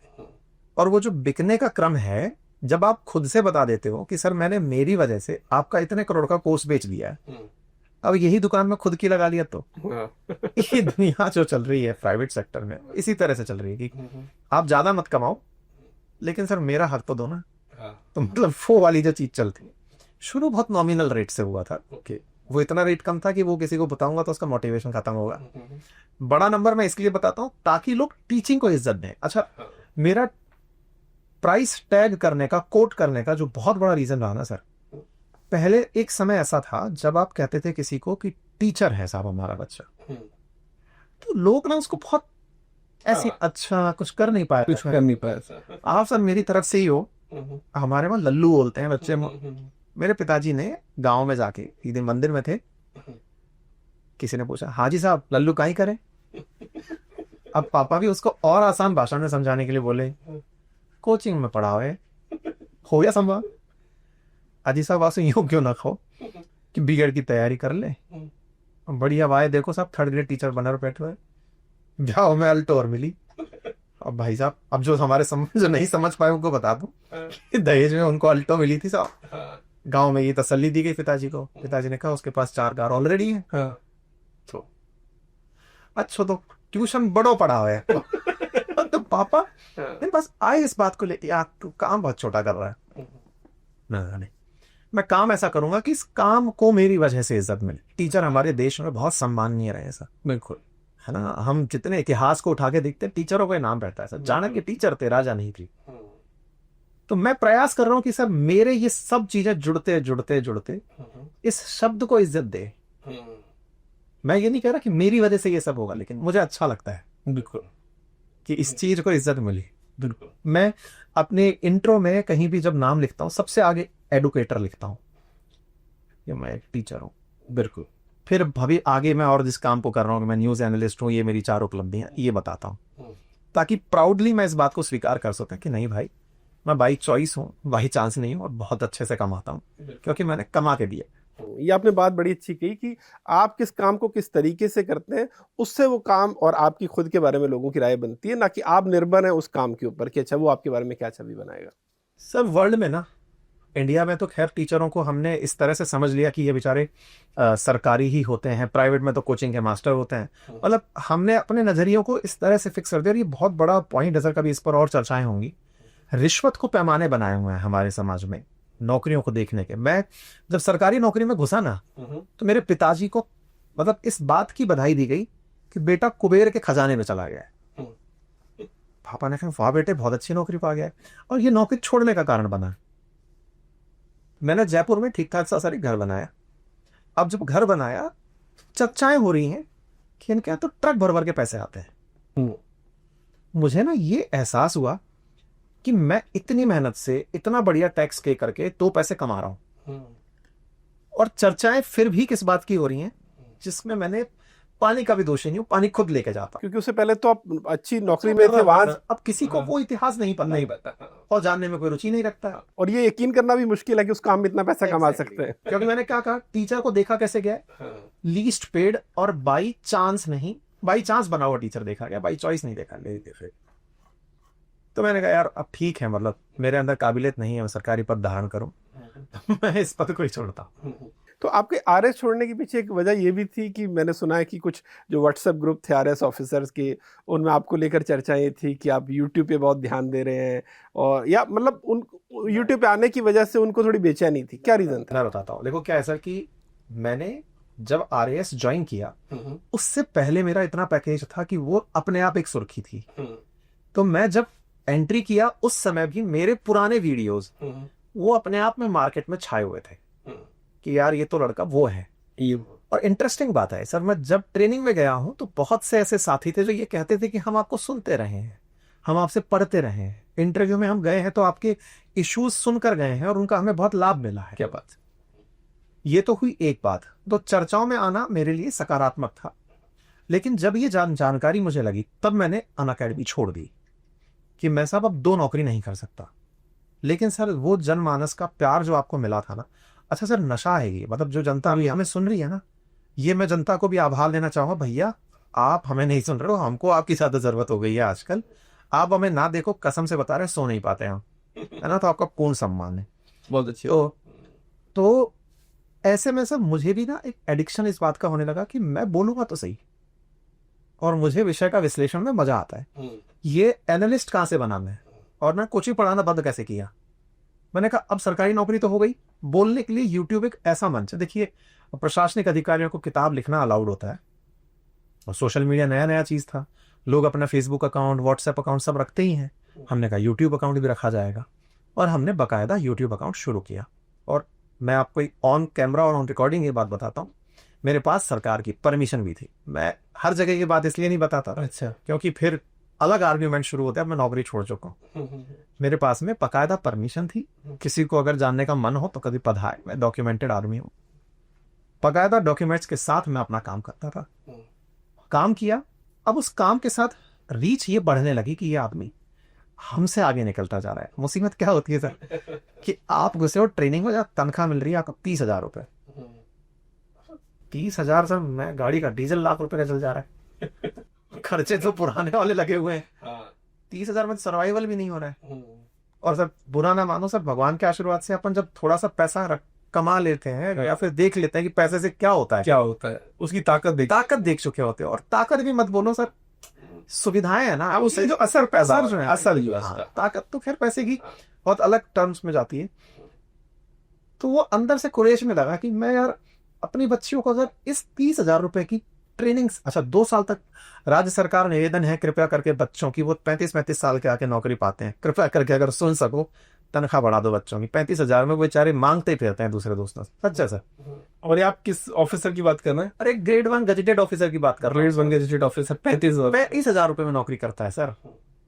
ये तो किसी सामान्य कंपनी में आजकल इंटर्न को भी मिल जाती। सर मेरी टीम पूरी की पूरी 35,000 से ऊपर की है, 45 से ऊपर लोग काम कर रहे हैं मेरे साथ। तो आपने कुछ RS ऑफिसर्स को ऑफर नहीं किया कि नौकरी छोड़ को? मैं बैठे हैं मेरे साथ सर, उबा आ गए बेचारे। तो ज्यादा फॉर्मल बता रहे हैं ये। नहीं हाँ। तो सर हुआ ये कि खर्चे नहीं चल रहे थे सर, और मैं शादीशुदा 2 बच्चियों का बाप था सर। तो मेरे को बच्चियों को एजुकेशन तो देनी थी, खुद अच्छी एजुकेशन पाया था। तो हर बाप प्रयास करता है कि मेरे पास जो संभव है मैं अच्छा करूंगा, मैं भी उस तरह से करना चाह रहा था। तो धीरे धीरे ये बात मुझे काटने लगी कि नहीं चल पा रहा है। अब 2 ही तरीके हैं, या तो कुबेर का नाम लिया गया है तो कुबेर का ही साथ ले ले, क्योंकि ट्रेनिंग के बाद जैसे आप पहुंचते हो तो ये जो कहा जाता है ना रिश्वत बहुत बढ़िया आती है, तो उसके रास्ते खुलते दिखते हैं कि हाँ कहाँ क्या क्या हो सकता है। लेकिन जब वो रास्ते खुल रहे होते हैं तब लगता है कि ये जो तूने पीछे समेट के इतना सारा रखा है, किस पर पूरे पे कलंक लग रहा है। बहुत अच्छी बात किया। तेरी इतनी दिन की क्रेडिबिलिटी जो बच्चों के सामने नजर मिला के बोल पाता है कि बेटा भ्रष्टाचार नहीं करना है, आप मेहनत करके कुछ कर गए, वो आपको सुकून की नींद देगा। सर कई बार बताए भ्रष्टाचार क्यों हो रहा है, इस पर डिबेट होनी चाहिए। बिल्कुल सही। सरकार ना इतना ग्रांटेड लेने लगती है, सरकारी नौकरी निकालना बहुत टफ टास्क है, आसान नहीं है। ये बच्चे जो संघर्ष करते रहते हैं, 2.5 साल में एक एग्जाम कंप्लीट होता है, आप उस टैलेंट का शोषण क्या कर रहे हो। 35,000 रुपए सर उसको आप, मतलब सरकार तुरंत उठ करके ये पकड़ लेती कि ये पकड़ा दे कोई भ्रष्ट आदमी था। अरे कभी ये भी पकड़ो 35,000 में चल कैसे रहा था यार, तो इस महंगाई के जमाने में। मतलब आपने वो परिस्थितियां पैदा की जहां वो आदमी सोचने में मजबूर हुआ। आप ना, अच्छा और मैं एक बात बताता हूँ सर, प्रशासन में या सरकार, मैं बोलो सरकार में टीचर भी अगर कोई बनता है ना सर, टैलेंटेड आगे होता है भाई, वो इतने बड़े ग्रुप को टॉप करके आता है। सही बात। दिक्कत कहाँ खड़ी कर रहे हो आप उसके साथ, पेमेंट उसके अकॉर्डिंग नहीं कर रहे हो। अब वो आदमी अपनी जरूरतें पूरी तो करेगा सर। बिल्कुल। अब सरकार बोलती है कि हमने 60,000 रुपए दिए, सरकारी गाड़ी दी, 4 आपको कर्मचारी दे दिए, अब गुजारो इनसे। 60,000 का टैलेंट नहीं है ना वो, क्योंकि उसका समकक्ष ज्ञान रखने वाला व्यक्ति बाहर बाजार में 2-4 लाख रुपए कमा रहा है। तो जब वो इतना अच्छा कमा रहा है तो वो हकदार बनता है। तो अंकित जी, आपके लिए फिर बड़ा मोटिवेशन नौकरी छोड़ने के लिए लेकर क्या था? क्या ये बेचैनी थी कि जितना पैसा मैं पहले कमा पा रहा था उसका 10वां हिस्सा या 15वां हिस्सा भी नहीं कमा पा रहा, या ये जो अंदर एक बेचैनी थी कि मैं अब शिक्षक के तौर पर उस तरह से सक्रिय नहीं हूं जैसे पहले था? बड़ा फैक्टर क्या? बहुत क्यूमुलेटिव कारक थे, एक कारक को आप रेस्पॉन्सिबल नहीं ठहरा सकते। निश्चित वन ऑफ देम ये जरूर था कि मैं ऐसी जगह आ गया था जहां मेरा पहचान इस समय संकट में जा रही थी, मेरा काम संकट में जा रहा था। मैंने इतने लोगों का भविष्य बनाया था, अब वो मुझसे छिनता जा रहा था। मैं अपने फील्ड को बहुत याद कर रहा था कि नहीं यार, मुझे मेरा फील्ड वापस बुला रहा है कि आजा भाई, हो गया। पहला कारक। तुम ये बताने गए थे कि मैं निकाल सकता हूं, निकाल लिए ना, आ जाओ ना भाई, अब वापस कहां घुस गए उसमें। पहला कारक। दूसरा, पैसा निश्चित ही सर बहुत बड़ी जरूरत होती। मैंने वो रास्ता नहीं चुना क्योंकि मुझे मेरा रास्ता पता था। बिल्कुल। अरे मेरा रास्ता चुना। तीसरा कारक ये भी कह सकता हूं कि मैं अगर गलती से उस रास्ते पे चला जाता तो मैं जिन लोगों के लिए आज तक मोटिवेशन का कारण बना था उनके लिए सर मैं गाली बन जाता। आज अपन सुनते हैं सर कि फलाना आईएएस इतनी कम उम्र में बना था, इतने करोड़ उसके घर से मिले, तो हो गया ना खेल। तो जीवन भर की सारी आपने जो, लेकिन अंकित जी इसी में सवाल ये निकलता है कि अगर सरकारी स्तर पर जो आपने कहा इतना टफ एग्जाम है, लाखों बच्चों में से कुछ बच्चे सेलेक्ट होते हैं, उसके बावजूद अगर उनको लगता है कि मनी वाइज रिवॉर्ड इतना कम है, तो कल को कोई भी टैलेंटेड आदमी सोचेगा यार मैं क्यों जाऊंगा यहाँ पर, क्योंकि प्राइवेट सेक्टर तो लगातार ऊपर उठता जा रहा है। आप बता रहे हैं कि प्राइवेट कोचिंग संस्थान है या जो बड़े ऐप बेस्ड हैं वो इतनी इतनी तनख्वाहें दे रहे हैं, 5-5 10-10 करोड़ रुपए दे रहे हैं, और दूसरी तरफ उसी प्रतिभा के साथ आदमी अगर सरकारी नौकरी में है तो 50,000 1 लाख भी नहीं पा रहा। ये तो क्या है, जमीन आसमान का, ये तो पाताल और आसमान का फर्क है। तो यही कारण है सर कि आप देश में ब्रेन ड्रेन देख रहे हैं। हाँ, बड़ी मात्रा में बहुत सारे इंटेलिजेंट बच्चे देश छोड़ के चले ही जा रहे हैं। जिन मिलेनियर्स को आप सुनते हैं कि इतने मिलियन लोग, इतना मिलियन कमाने वाले लोग चले गए, ये तो एक न्यूज होती है, लेकिन जो पढ़े लिखे लोग कॉलेज के टाइम पर ही निकल गए, जिन्होंने ये समझ लिया था कि मैं ये काम तो नहीं करूंगा। मेरे बहुत अच्छे सारे रिलेटिव्स, बहुत सारे दोस्त नहीं है, सिस्टम में नहीं है, उन्होंने कहा कि भाई नहीं हो पाएगा। हाँ, लेकिन मैं ये भी कहूंगा सर कि अगर आप वाकई में प्रशासन की वो कड़ी बन जाते हो, कौन सी कड़ी, जो चेंज ला सकती है। देखो सर, मैं ना सच मानते हैं आप वहां भी नहीं पहुंचा था जहां चेंज ला सकता, ये भी मुझे स्वीकार होगा, क्योंकि आपका बड़ा शुरुआती वक्त था। हाँ, अगर मैं उस पोजीशन पे होता जो चेंज ला सकता है, तब शायद मैं पैसे को एक बार इग्नोर करता कि नहीं, राष्ट्रभक्ति है साहब, देश बनाएंगे, बढ़िया पॉलिसी लाएंगे, सरकार की मदद करेंगे। मैं आईएएस नहीं था सर, और मैं आईएएस भी बहुत सारे देखता हूं जो कुछ नहीं कर पाते, लेकिन कुछ आईएएस जो वाकई में कर पाते हैं, समाज में अपनी पहचान बनाना हो या सरकार को सही सलाह देना हो, मैं उस पोजीशन पर नहीं था। मेरे लिए छोड़ना ज्यादा बेहतर था, तो मैंने छोड़ने का विकल्प था सर। अंकित जी, चूंकि आप लाखों बच्चों की मदद करते हैं यूपीएससी को लेकर जो एस्पायर कर रहे हैं, बाकी प्रतियोगी परीक्षाओं को लेकर, एक बड़ा बुनियादी सवाल मैं आपसे पूछूंगा, और अगेन टीचर होने के नाते, एजुकेटर होने के नाते आपसे बेहतर कोई बता नहीं पाएगा। कोई भी बच्चा जो भी यूपीएससी की तैयारी करने बैठा है या प्रीलिम्स की सोच रहा है या उसके बाद मेंस की सोच रहा है, तैयारी को लेकर उसकी अप्रोच क्या होनी चाहिए?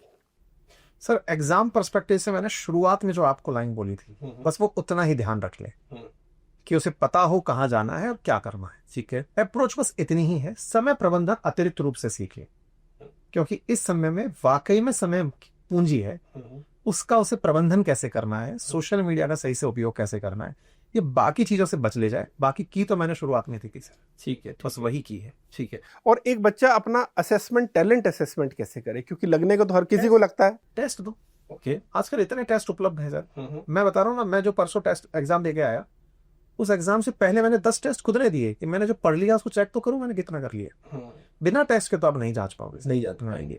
और फिर आपको क्या लगता है कि थ्रेशोल्ड बच्चे के लिए क्या है? मान लो अगर वो कोशिश कर रहा है यूपीएससी की, अगेन मैं बात करूं, और एक बार वो प्रीलिम्स नहीं निकाल पाता, या फिर अगली बार निकाल लेता है, फिर मेन में अटक जाता है, फिर इंटरव्यू में अटक जाता है, आपको क्या लग रहा है कि कितने मौके उसे अपने आप को देने चाहिए, और क्या आपको लगता है कि कोई प्लान बी भी दिमाग में हमेशा होना चाहिए? बहुत अच्छा प्रश्न पूछा है आपने। कि विद्यार्थियों के काम का, अक्सर मैं कई मंच पे ये बात बोलता हूँ, फिर से दोहराता हूँ सर। क्या है ना कि आप तैयारी में हैं, कॉमन सा सेंस है। मैंने साल भर लग करके तैयारी की, मेरे प्रीलिम्स में मार्क्स बने 90, है ना। मैं अगले साल फिर तैयारी करता हूँ, मेरा प्री पास नहीं हो पाया, है ना। मैं फिर तैयारी करता हूँ, अगली बार में 90 बन रहे हैं। मुझे तैयारी छोड़ देनी चाहिए, किसी से थर्ड थॉट नहीं लेनी। ठीक है, चलो भाई अच्छा चलता हूँ, आशीर्वाद में याद रखना, निकल लो। इस बार 90 दे, अब 100 आ गए, लेकिन आप क्वालिफाई नहीं कर पाए। ठीक है, एटलीस्ट आपके ग्राफ को ऊपर तो चढ़ा रहा है। यानी कि आपकी मैथ्स, आपकी कैलकुलेशन ये बता तो रही है कि आप आगे बढ़ रहे हो। आप कहोगे नहीं सर इस बार पेपर टफ था, नहीं नहीं सर, आपने पिछले साल एक समीकरण बिठाया था, अब उस समीकरण को लाइए आगे बैठेगी। तो पॉइंट नंबर 2। अब तीसरा सवाल है सर, फिर मान लो ऐसे बढ़ता गया फिर भी नहीं निकल पाया, तो सर उसको फिर अपनी समकालीन परिस्थितियां देखनी होंगी। यूपीएससी सही मायने में पैसा बहुत खर्च करवाती है सर, लोग इस बात को कंसीडर नहीं करते। मैं इस बात को बहुत बोलता हूं, क्योंकि आजकल एडटेक ने कोचिंग तो भले ही सस्ती कर दी हो सर, लेकिन परिवेश अभी भी सस्ता नहीं हुआ है। रहना, खाना, बिल्कुल, और बेरोजगार रहना, ये सस्ता नहीं हुआ है। अब एजुकेशन को दिखा करके कि हम 10,000 में कोचिंग दे देते हैं, जैसे हम लोग कहते हैं 5,000 में पढ़ा देते हैं। अरे भाई 5,000 में आप एक बच्चे को 12 महीने के लिए बिठा कर रख रहे हो, वो 10,000 रुपये महीने तो खाने पीने पे खर्च कर रहा है, अगर जयपुर अलवर जैसे छोटे शहर में भी बच्चा रह रहा है तो। ठीक है। अब उसकी कीमत को लगाओ, ये महंगी तैयारी है और हमें रहना खाना इन सब पर विचार करना बहुत जरूरी है। मेरे पिताजी ने मुझे खुद तैयारी करने से रोका कि भाई रुक, इसमें खर्चे दूसरे बहुत हैं, कोचिंग का खर्चा नहीं है, तो दिल्ली जाएगा वहां का खर्चा है। और ये मैं एग्री करता हूँ सर, खर्चा है। और जो लोग कहते हैं कि आज ऑनलाइन के जमाने में हम कहीं भी बैठ के पढ़ लेते हैं, निश्चित ही पढ़ लेते हैं, लेकिन वो अपने समय की कीमत आंकना ना भूलें। ये ना हो कि हम 5 वर्षीय प्लान लेके बैठे हैं, बहुत से रिजल्ट ऐसे हैं जो आखिरी चांस में निकले। कैलकुलेट करें कि क्या आप वाकई में अपने समय के साथ कुछ ऐसा तो नहीं खोते जा रहे जिसका आपको रिग्रेट होगा, क्योंकि ये अल्टीमेट गोल तो नहीं है। इस देश ने बहुत सारे आईएएस आईपीएस को फ्रस्ट्रेशन में या फिर सुसाइड करते देखा है सर। इस देश ने आईएएस आईपीएस को करप्ट होते देखा है। आईएएस आईपीएस बन गए उस दिन सुर्खी थे, बाद में कोई सुर्खी नहीं रहा, ये भी देखा है। और मैं अंत में एक लाइन बहुत ज्यादा बोलता हूं बच्चों को, जब उस तरह से ट्रीट कर रहा होता हूं कि बेटा यही अंतिम लक्ष्य नहीं है। मैं ये कहता हूं कि इस देश की प्रमुख समाचार उठा के देख लो, दुनिया के मेन पेज उठा के देख लो, कहीं किसी आईएएस पीसीएस का नाम नहीं है। नाम तो कुछ और ही लोग कर रहे हैं। बिल्कुल बिल्कुल। तो जब लोग नाम कर रहे हैं ना, तो कहाँ लाइट में लगे। फिर भी आपको क्या लग रहा है इतना चार्म क्यों है सर हमारे अपॉर्चुनिटी कॉस्ट जहाँ ज्यादा है ना। मतलब आप ऐसे समझिए, आप जिस शहर में रहते हैं, जैसे मेरा नेटिव अलवर है, रहना गांव जो है, मतलब शहर जो है मेरा वो अलवर से है। ठीक है। आप कॉलेज जाते हो तो कलेक्टर का बंगला 5 बीघा में दिखा रहे हैं। अब वो जो कॉलोनियल माइंडसेट है आपकी, कलेक्टर है एक अधिकारी ना, रह बेचारा वो अभी भी 200-2000 वर्ग गज भी वो पूरा यूज नहीं कर पा रहा। कलेक्टर से अगर वाकई में पूछो कि साहब आपने देखा है क्या आपके यहाँ पे कितने पौधे लगे हैं, सही बात नहीं। पर कॉलोनियल माइंडसेट है कि उसको इतना बड़ा वो हवेली पकड़ा दो। वो पता है दिल्ली डेपुटेशन पे बहुत सारे आईएएस अधिकारी आने से डरते हैं, शुरुआती पोस्टिंग में नहीं आते, क्योंकि उनको दिख रहा होता है ये बड़ा बंगला है, वहां जाएंगे तो वहां पे तो 2 BHK फ्लैट पकड़ा देंगे, 3 BHK फ्लैट पकड़ा देंगे। यहाँ आने के बाद क्यों आईएएस नहीं लगता आपको? तो जो लवाजमा चल रहा है ना, यहाँ आप कितने बड़े अधिकारी को आप देख रहे हैं, अधिकतम सियाज से घूम रहा है, और वहां साहब 4 गाड़ी दाएं दाएं पीछे कर रही है, आगे कर रही है। अंकित भाई, इससे पहले कि मैं फिर से एजुकेशन पर आऊँ, मैं चाहूँगा कि कुछ बड़े बड़े मुद्दों पर आपकी एक मोटी मैं आपसे राय ज़रूर लेना चाहूँगा। सबसे पहले तो अगर जियो पॉलिटिक्स हाल फिलहाल में उसकी बड़ी चर्चा कर रहे हैं, ख़ासतौर पर ऑपरेशन सिंदूर के बाद जिस तरह के सूरत हाल हैं, और एक जो अमेरिका का मुख पाकिस्तान को लेकर दिखता है, बहुत सारे लोग कह रहे हैं कि भारत की इस समय पोस्चरिंग क्या होनी चाहिए, क्योंकि चीन का पाकिस्तान को लेकर हमदर्दी या पुराना स्टैंड सभी के सामने है। इधर अमेरिका का भी एक प्यार पाकिस्तान को लेकर निकल कर आ रहा है। रूस हमारा दोस्त ज़रूर है, लेकिन रूस खुद यूक्रेन में फंसा हुआ और अपनी उसकी खुद की लड़ाइयाँ हैं। ऐसे में हिंदुस्तान की जियो पॉलिटिकल स्टैंडिंग आप किस तरह देख रहे हैं, यहाँ से वो कैसे नेविगेट करें, क्या रास्ता देख रहे हैं? मैं अभी 2 दिन पहले ही अपने सेशन में इस विषय तक पहुंच गया था जो आपने आज पूछ लिया है। मुद्दा कुछ इस तरह से है सर, आप अगर इसको थोड़ा सा बेसिक से समझेंगे तो आपको क्लियर होगा। ऐसे समझिए सर, अपन जब छोटे होते हैं, जब घुटनों के बल चल रहे होते हैं, तो कोई भी आपको गोदी में लेने की जिद कर रहा होता है, आओ बच्चा आओ बच्चा आओ बच्चा। लेकिन जब वही बच्चा, क्योंकि आया तो वो गोदी का लाल से ही जाकर के अब माँ का लाल बना है, हाँ, तो वो बच्चा जब बड़ा होता है तो उस बड़े बच्चे को कोई भी गोदी में लेने की चाह नहीं रखता। पहले तो हम यही स्कोर सेटल करते हैं। पाकिस्तान अभी गोदी का बच्चा है, उसको कोई भी लेने का प्रयास कर रहा है, आओ बेटा आओ, अब आओ हमको मनोरंजन दो, आओ बेटा अब हमको मनोरंजन दो। तो उससे तो कंपटीशन करके हम अपने आप को नीचा दिखाते हैं। मतलब लेवल थोड़ा सेट करो, ये मतलब चर्चा किससे कर रहे हो। मैं अक्सर पाकिस्तान की चर्चा को केवल मनोरंजन में यूज करता हूँ, ये फुल टाइम एंटरटेनमेंट, इसे छोड़ो साइड में। हाँ, लेकिन कई बार जैसे मेरे घर में 2 बच्चियां हैं, मेरी बड़ी बेटी और छोटी बेटी। बड़ी बेटी को कई बार बहुत बुरा लग जाता है जब मैं छोटी बेटी के साथ घूर रहा होता हूँ, खेल रहा होता हूँ। मैं उससे कहता हूँ बेटा मेरी मर्यादाएं हैं, अब आप बड़ी हो गई हैं, मैं आपके साथ इस तरह से घुड़ा मस्ती नहीं कर सकता, है ना। लेकिन उसको लगता है पापा आप छोटी को ज्यादा प्यार करते हैं। मैं कहा बेटा जब ये पैदा हुई थी उससे पहले तक आपको खूब प्यार मिला। ये सेम आर्ग्यूमेंट मैं भी अपने दोस्तों में देखता मेरी बेटी में बात है। तो इसका मतलब सर इंडिया का हाल कुछ वैसा है। हम लोगों को बुरा कई बार लग रहा होता है पाकिस्तान को इतना प्यार क्यों दे रहे हो, फिर हमें याद आता है छोड़ यार किसके मुंह लग रहे हैं। तो पहले तो चलो उसको इग्नोर मारना सीखें, है ना। बड़े बच्चों को जैसे अपन समझाते हैं ऐसे इंडिया के लोगों को भी समझाएं। हमारा अंकित इंस्पायर इंडिया यही कर रहा होता है। आप समझिए कि ये मुद्दा नहीं है, लेकिन मुद्दा क्या है। मुद्दा ये है कि हाँ साहब मिश्रा जी के बच्चे ने बढ़िया परफॉर्म कर दिया, गुप्ता जी आपका बच्चा परफॉर्म नहीं कर पा रहा है। आप समझ गए। अब हम उस क्लास में आ गए जहां पर हमारा कंपटीशन सिलेक्शन से देखा जाएगा, परफॉर्म कैसा किया। तो इंडिया अब बड़ा हो चुका है सर, तो बड़ा हो चुका है, ऐसे में इंडिया का कंपटीशन भी बड़ों से है। आप दुनिया के 193 देशों में 5वें नंबर पर आकर टिक कर बैठे, और अब आप कह रहे नहीं हमें तो वो जो 50वें नंबर पर बैठा है पाकिस्तान वैसी इज्जत चाहिए। यार कोई डाउनवर्ड थोड़ी चलता है यार। अच्छा, हमें बुरा भी इन दिनों क्या लगा, जो ट्रंप दादाजी उम्र के जो हैं उन्होंने क्या किया, भारत पाकिस्तान को एक साथ ट्रीट कर दिया। जैसे मेरी बच्चियों कहे अरू परू बहुत अच्छी हैं, और मेरी बेटी नाराज हो रही है कि पापा उसको मेरे साथ नाम क्यों ले लिया।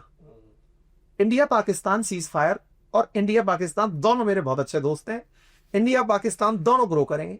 इंडियंस को बात ये बुरी लगी कि देखो हमें कुछ नहीं चुभ रहा, हाइफेनेट कर दिया। बराबर नाम मत लो यार, बिल्कुल, पहले बोलो द इंडिया, उसके बाद बोलो पाकिस्तान भी, तब तो हम थोड़ा इज्जत पाएंगे।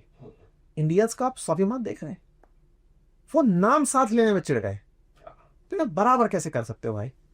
तो ये जो बराबरी वाला जो बात है ना सर, ये अमेरिका तो जानबूझकर हमारे साथ किया चिढ़ाने के लिए। इसमें हाँ बीच में अंकित जी रोक रहा हूँ। अभी तक ये लग रहा था दो तरीके इसको मैं समझने के हैं कि एक तो अमेरिका का जो पाकिस्तान को लेकर प्यार था, IMF से उसको $1 बिलियन का मिला, एशियन डेवलपमेंट बैंक से भी उसको $800 मिलियन की मदद मिली।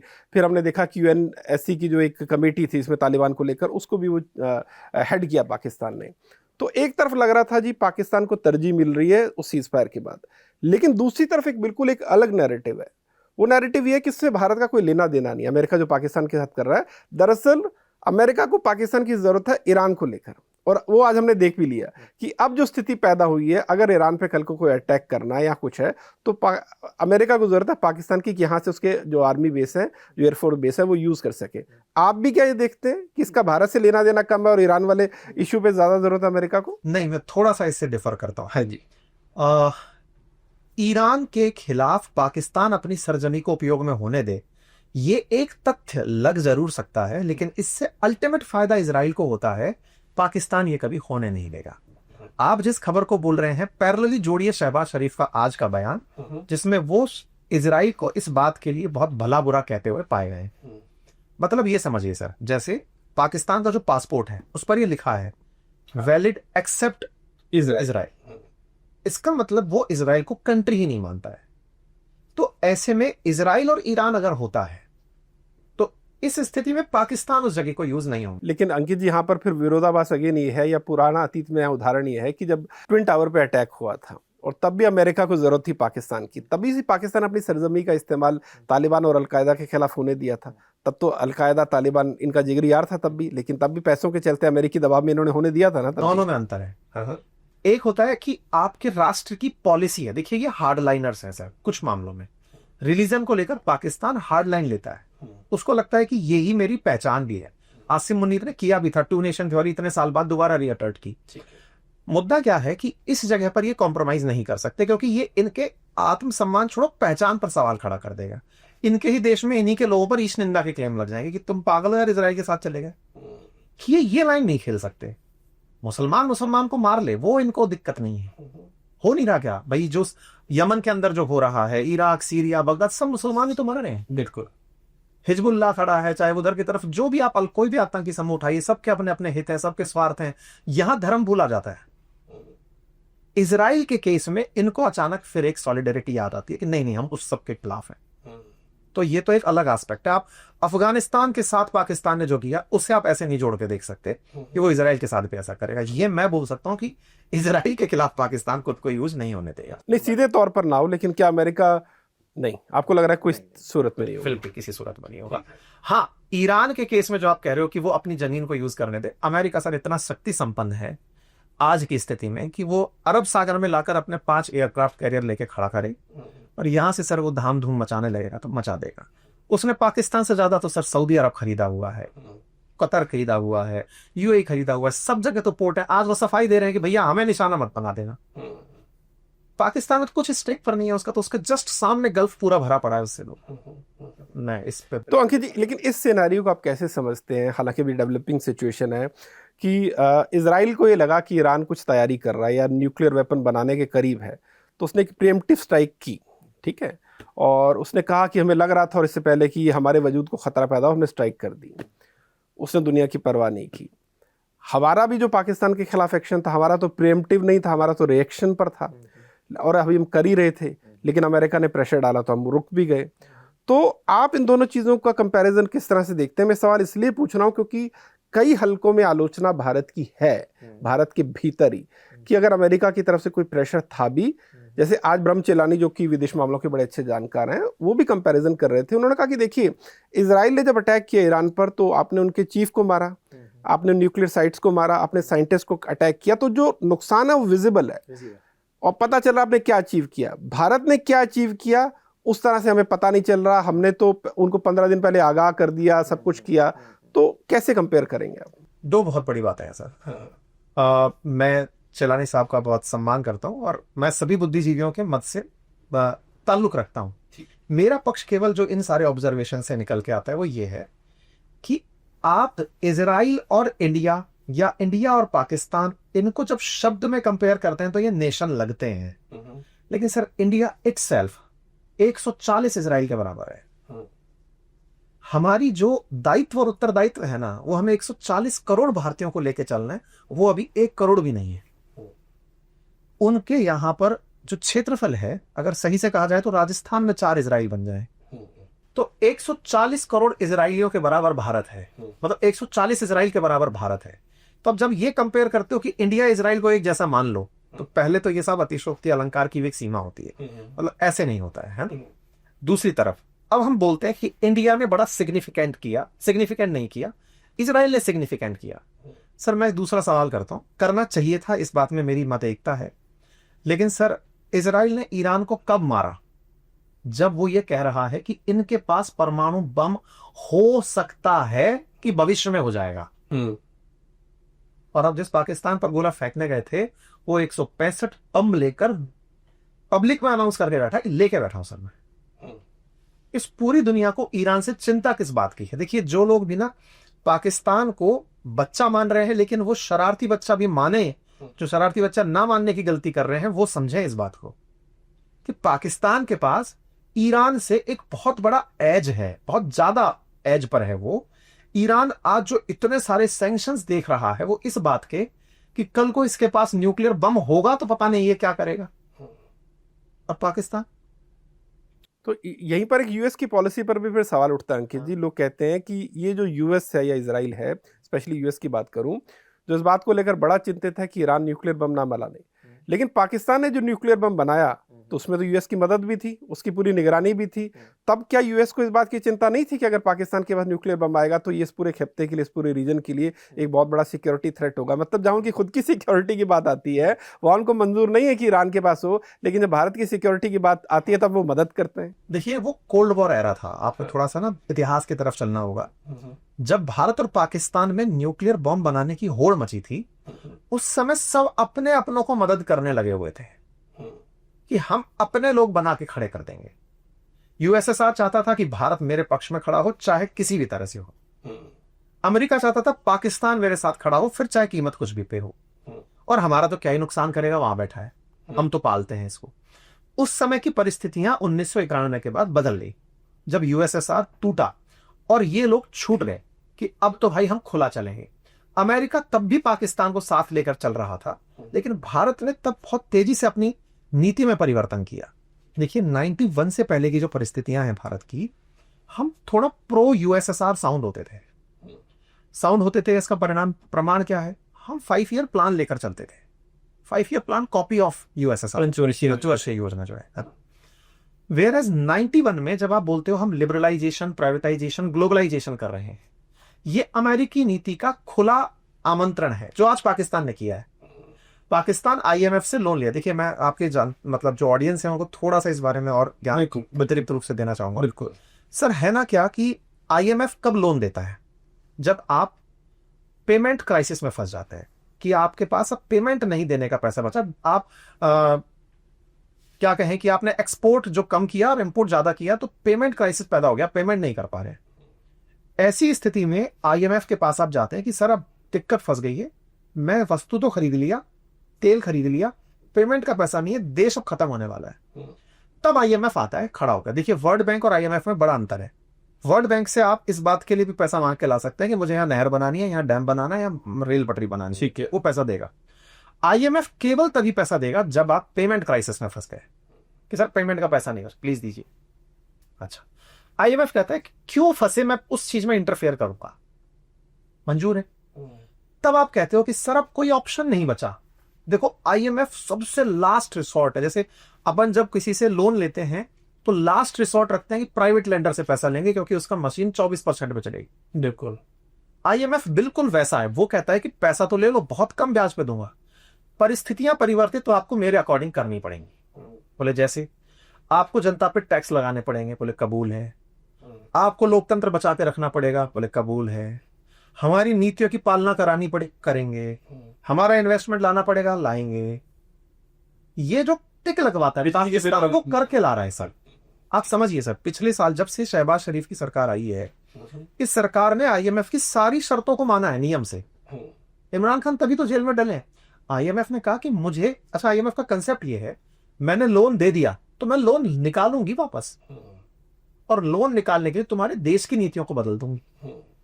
हम 91 के डेट क्राइसिस में फंसे कि भाई अब हमारे पास पैसा नहीं है, गोल्ड गिरवी रखने की स्थिति आ गई। बिल्कुल। अब क्या करें, आईएमएफ से कर्जा मांगे या फिर खुद की नीतियां बदल ले बिना आईएमएफ के ही। हमने वो स्वीकार किया। जैसे हम कई बार बोलते हैं कि क्रेडिट डिस्ट्रीब्यूशन हो रहा होता है तो मनमोहन सिंह जी के बारे में तारीफ होती है कि साहब उन्होंने बहुत तगड़ा स्टेप लिया। निश्चित ही तगड़ा स्टेप था, लेकिन उसके बाद आपके पास विकल्प भी नहीं बचा था।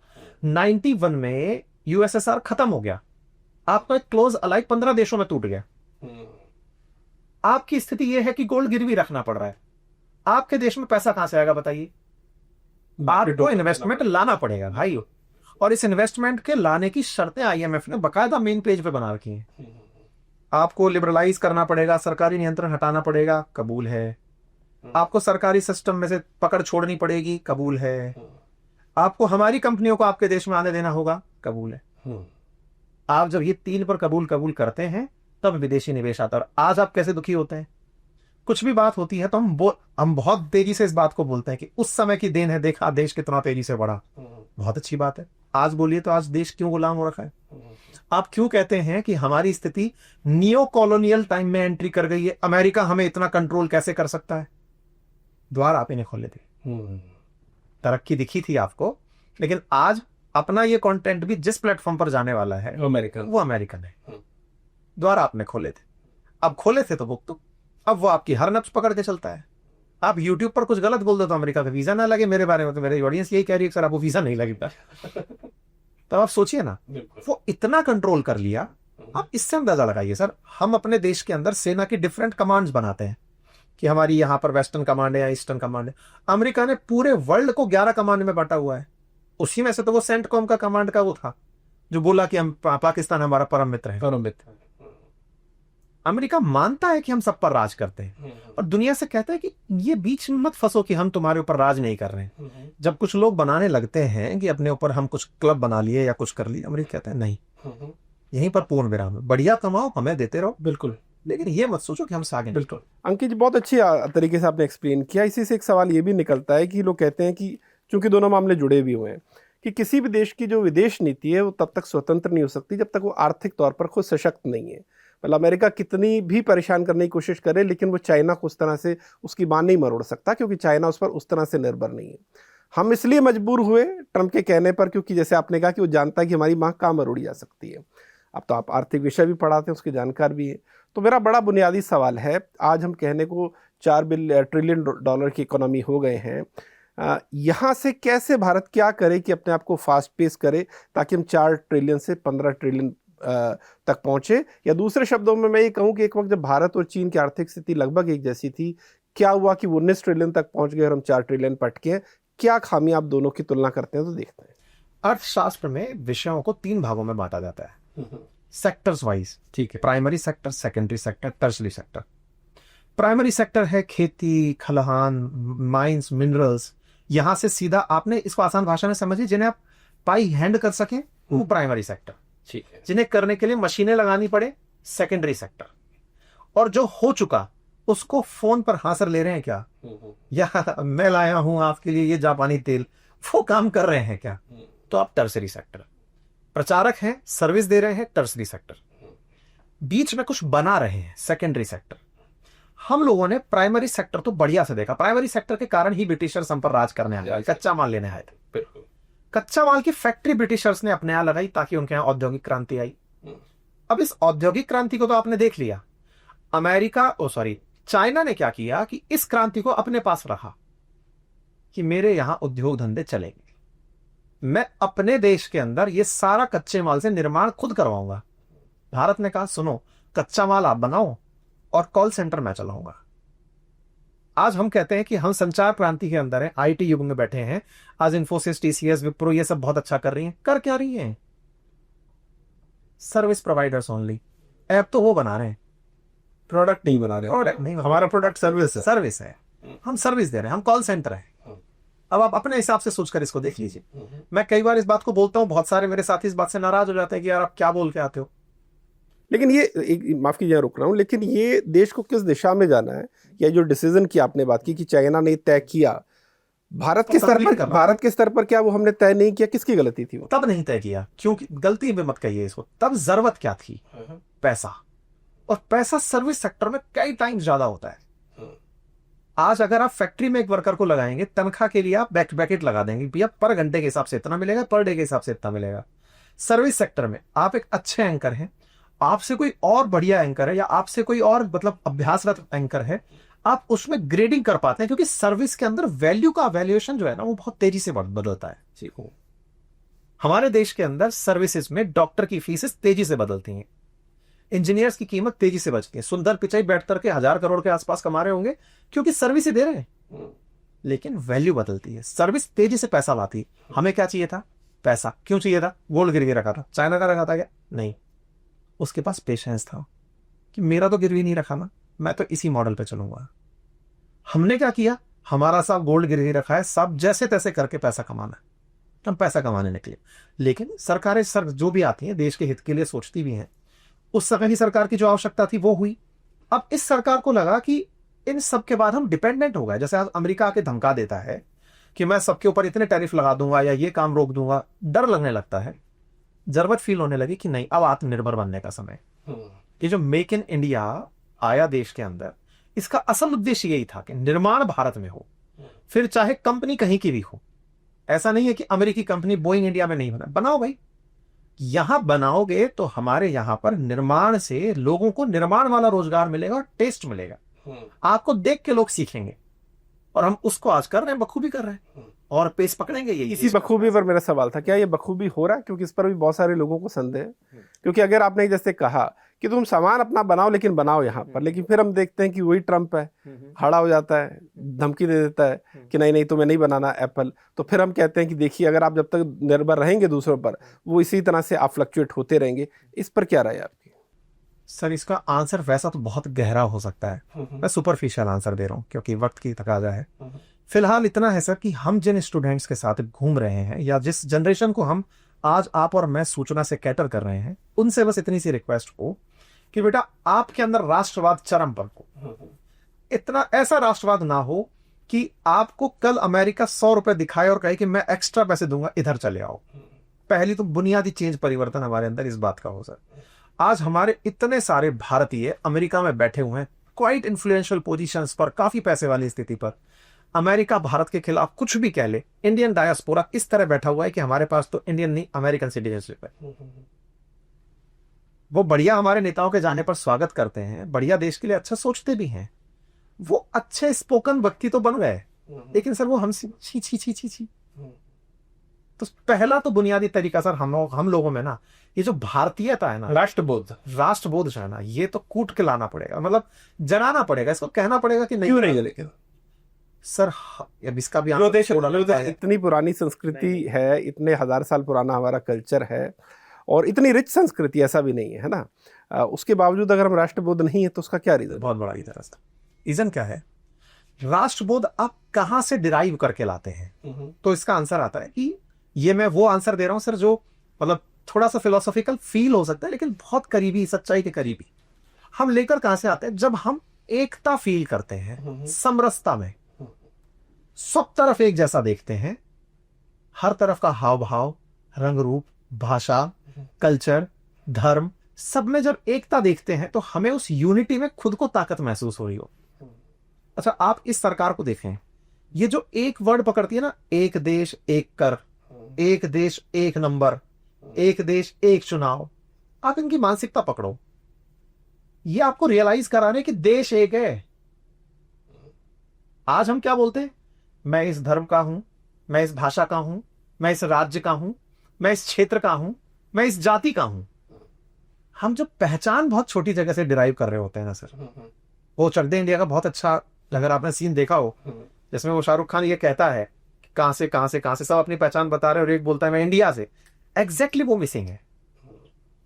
हम सब लोग बाहर बैठ करके भी चर्चा यही कर रहे होते हैं, राजस्थान से कौन है, मारवाड़ी कम्युनिटी कौन है, गुजराती कौन है।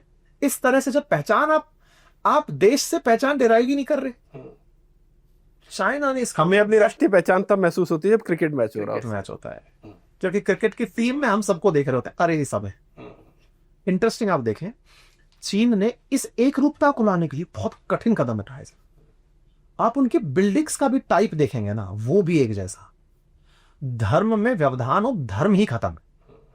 इवन आज जो उइगर मुसलमानों के साथ हो रहा है, जिस पर दुनिया चुप है, पैसे के आगे सब चुप है, उइगर मुसलमानों की मस्जिदों के भी निर्माण को इस तरह बदल दिया गया कि वो लगेंगे आपको चाइनीज ही। बिल्कुल। अगर आपको पहनावा भी रखना है तो आप छोटी पैंट पहन कर नहीं जा सकते सर, आपको पहनावा भी वैसा ही रखना है, आप दाढ़ी नहीं रख सकते, मोहम्मद नाम भी नहीं रख सकते, नाम नहीं रख सकते, आपको चाइनीज सिस्टम रखना है।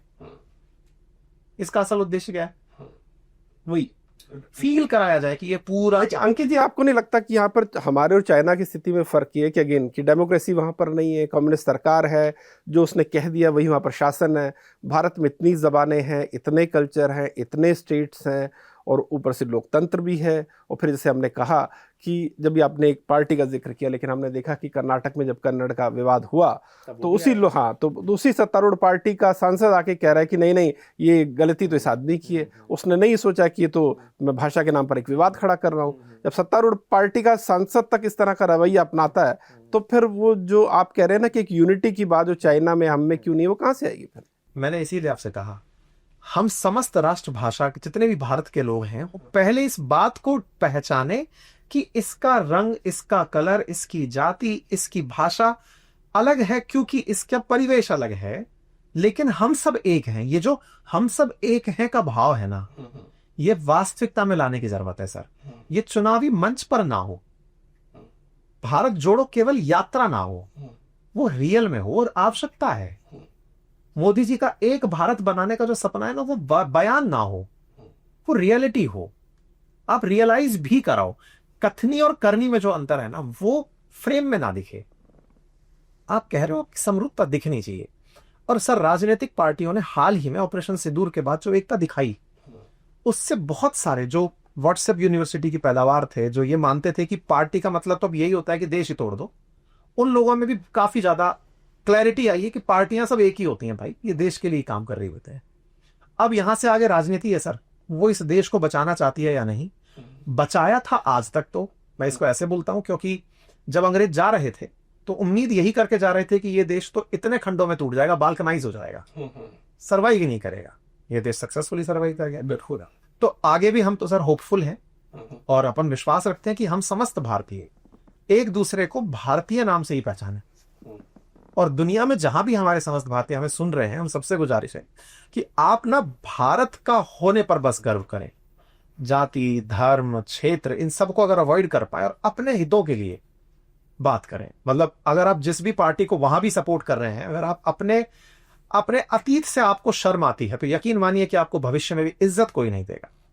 सही बात, सही बात, बिल्कुल बिल्कुल। बड़ी खूबसूरत आपने बात की अंकित जी। एक जो आपने शुरू में एक बात कही थी, मैं उसी से एक सवाल निकालना चाहता हूँ। आपने शुरू में कहा कि हमारी जो एजुकेशन सिस्टम है, मैं एजुकेशन की बात इसलिए कह रहा हूँ क्योंकि हम आर्थिक तरक्की की बात करें, और आर्थिक तरक्की का रास्ता किसी भी दुनिया के देश में से भी निकलता है कि आप इनोवेशन पे कितना खर्च कर रहे हैं, अपनी शिक्षा पे कितना खर्च कर रहे हैं। क्या रीज़न आपको लगता है कि अभी भी दुनिया की जो 100 टॉप की यूनिवर्सिटीज़ हैं, उनमें हमारी यूनिवर्सिटीज़ आपको नदारद दिखती हैं? अभी मैं कल परसों देख रहा था कि एक लिस्ट थी कि सबसे ज़्यादा रिसर्च पेपर इनोवेशन के लिहाज से कहाँ फाइल किए गए, उनमें टॉप 10 में मैं देख रहा था 8 या 9 चाइना की यूनिवर्सिटी हैं, और अमेरिका की इकलौती हार्वर्ड यूनिवर्सिटी थी।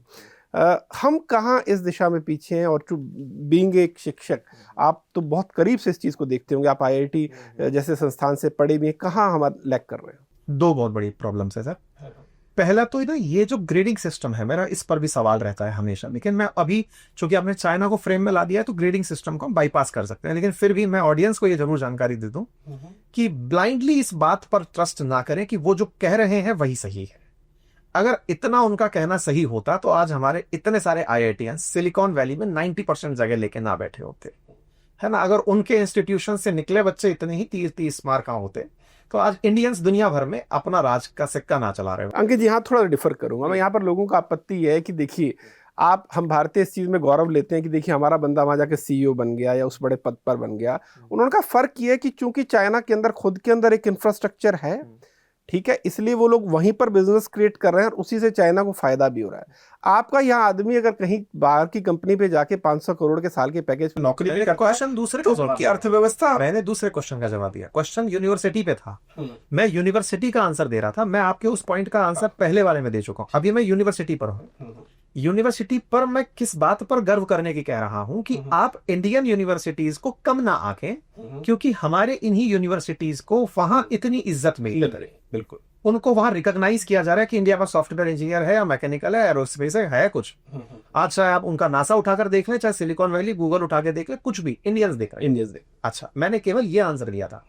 अब सवाल करते हैं कि ये इसलिए क्योंकि आपको कॉलेज के अंदर ये बात समझना जरूरी होगा कि अगर कॉलेज बुरा होता तो इतना ऊपर बच्चा नहीं होता। ठीक है, अब दिक्कत क्या है?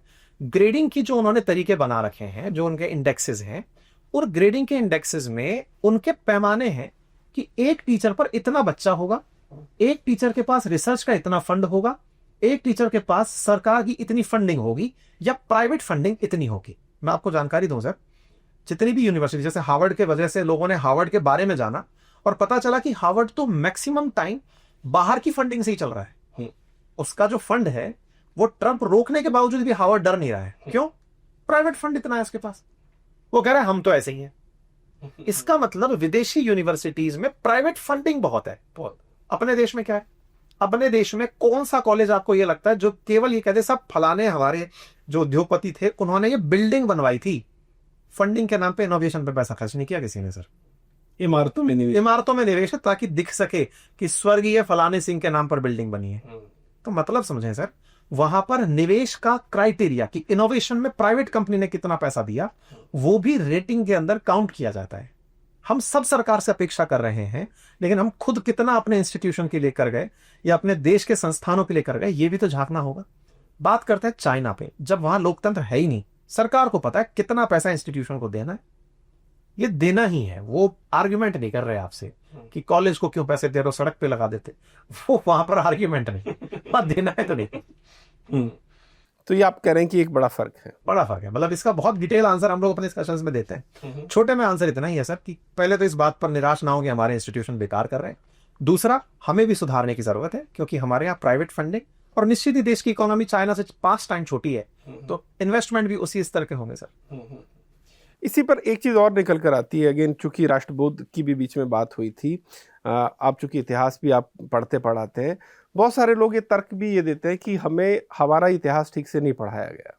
क्या आप इस चीज़ से पहले तो एक चीज़ से एग्री करते हैं? आज जब आप अपने स्तर पर चीज़ों को एक्सप्लोर करते हो, फिर आप ये याद करते हैं कि आपने स्कूल में क्या पढ़ा या कॉलेज में क्या पढ़ा, और फिर अपने स्तर पर जब चीज़ें एक्सप्लोर करते हैं तो आपको लगता है कि नहीं, ये सब चीज़ें हमें स्कूल में पढ़ाई जानी चाहिए थी, या ये चीज़ें जो पढ़ाई गई ये शायद ना पढ़ाई जाती या इसका थोड़ा महिमा मंडन हुआ, ऐसा कुछ आप फील करते हैं? सर मैं इसका एक विस्तार पूर्वक जवाब दूंगा। विस्तार पूर्वक जवाब बहुत पीछे से लेके आऊंगा। सर हमको ना बहुत बार इस चीज के लिए टोका जाता है कि आपके वेदों के बारे में क्या कथन है, और हम कहते हैं साहब हमारे वेद तो श्रुति आधारित हैं, हमारे लिखित नहीं है। सर हमारे देश को ना विदेशी आक्रांताओं ने इस तरह से साइकोलॉजिकली फील करा दिया कि तुम्हारे यहां तो कुछ लिखित में ही नहीं है, ये तो कही कवाई बातें हैं। और हमारे यहां क्या मानते थे कि वेद जैसी जानकारी गुरु जब अपने शिष्य को देगा वो श्रुति आधारित होगी ताकि उसका दुरुपयोग ना हो जाए। अब दुरुपयोग के ऊपर भी हमारे यहां तो जातियों की प्रथा घुसा दी गई, जबकि वैदिक काल में नहीं था ये काम। वहां उद्देश्य ये था कि हम पहचानेंगे कि इस समाज में कौन सा व्यक्ति शारीरिक सौष्ठव में अच्छा है तो जा देश की रक्षा कर, बुद्धिजीवी है तो आ गुरु तेरे को वेद सिखा रहा है। ये जो जितने भी वेदी नाम जुड़ते आए हैं, इनके पीछे की कहानी रही। अब ऐसे में वेद श्रुति आधारित था, क्योंकि हम ये मानते थे कि आपने अपने मुंह से बोला, मैंने अपने कान से सुना, इससे ज्यादा पायस और पवित्र कुछ नहीं है। हम अपने इसीलिए तो आप सोचिए ना कि आज तक इतने आक्रांता आए, भारत को मिटा क्यों नहीं पाए। आज इतने हमारे ऊपर धार्मिक उन्माद हुए, औरंगजेब ने कितने मंदिर तोड़ दिए, सब कुछ हुआ, सनातन फिर से फ्लरिश कैसे कर रहा है? श्रुति आधार कुछ तो है जो हस्ती मिटती नहीं है। तो वो जो श्रुति है ना, उसकी ताकत हम तो पहचान गए, लेकिन एक दौर ऐसा था जिस समय हमको ये एहसास कराएगा तुम्हारा क्या है, और हमको लगा हाँ वास्तव में हमारा क्या है। क्यों? क्योंकि वो लोग ये मानते थे कि ये जो पन्ने हम लिख कर जा रहे हैं ना, आपको याद होगा एक किंवदंती चलने लगी कि विजेता का ही इतिहास होता है। हाँ। क्यों? क्योंकि विजेता सामने वाले पक्ष की बातें लिखता ही नहीं है, उसका तो सब मिटा दिया ना। सबसे पहले मिटाया ही उसके उस भाट चारण को जाता था कि भाई तू आ इधर, क्योंकि तू इसका इतिहास गायन करेगा, तेरा तो होना ही नहीं चाहिए, अगर तू सरवाइव करेगा तो दिक्कत हो जाएगी, तो इसको खत्म करो, किताबें खत्म करो, इतिहास। आप इतने आक्रांताओं के अटैक सुनते हैं, हमारे नालंदा को भैया क्यों नुकसान पहुंचाए आप? इतिहास नहीं बचना चाहिए, बच गया तो ये तो पहले तो अपनी लिखित किताबें डालो। आज इतने नामा आप सुनते हैं, और किसी राजा का नाम पर नामा सुनते हैं आप? क्यों नहीं सुन पाते? क्योंकि वो इस कल्चर को हमारे दिमाग में डाल गए कि लिखा है तो सही है। आप ही बताइए सर, लिखा क्या सही होता है? आज आप इस किताब को पढ़िए, मैं आपको अभी अश्योर करता हूं ये किताब मैंने नहीं देखी, आप मुझे दीजिए टारगेट करके, मैं इस पूरी किताब में, अभी नाम नहीं लिखेंगे इसका, किसी भी एक्सरसाइज का किताब में आप 10 गलतियां निकाल पाएंगे। हो सकता है वोकेबलरी की मिस्टेक हो सकता है सिक्वेंसिंग में गलती हो सकता है फ्रेमिंग में। जैसे रामायण की एक पंक्ति जिस पर बहुत बवाल हुआ था, ढोल गवार शूद्र पसुनारी सकल ताड़ना के अधिकारी। अरे भाई, इस शब्द पर जब देश में बवाल हुआ, तब इतिहासकार छोड़िए, धर्म के जो ज्ञाता थे वो समझाते समझाते थक गए कि भाई कथनी जो कहा लिखा गया है उसके भाव को आप हूबहू नहीं समझ सकते, भावार्थ बदल रहे हैं, शब्द का बहुत अलग अलग मतलब है, तारना बहुत तरह से अलग होता है। बोले नहीं आपने किताब में लिख दिया।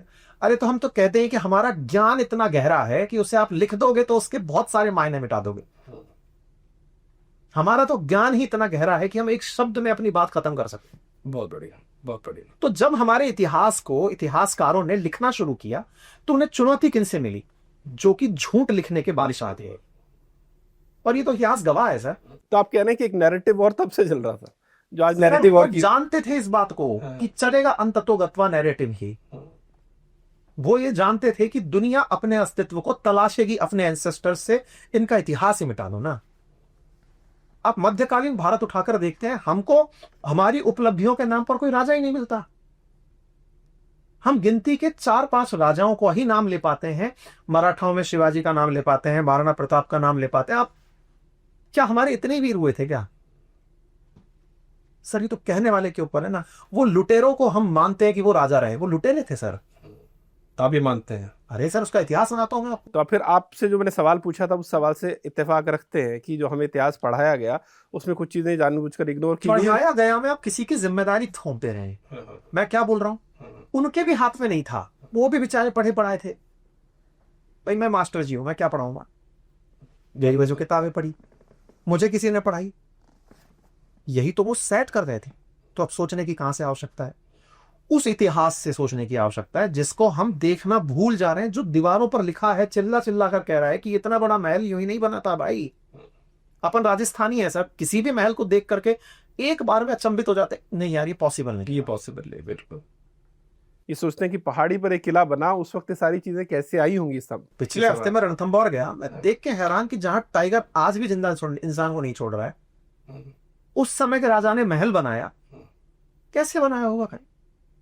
तो सब कहने वाले नहीं हुए।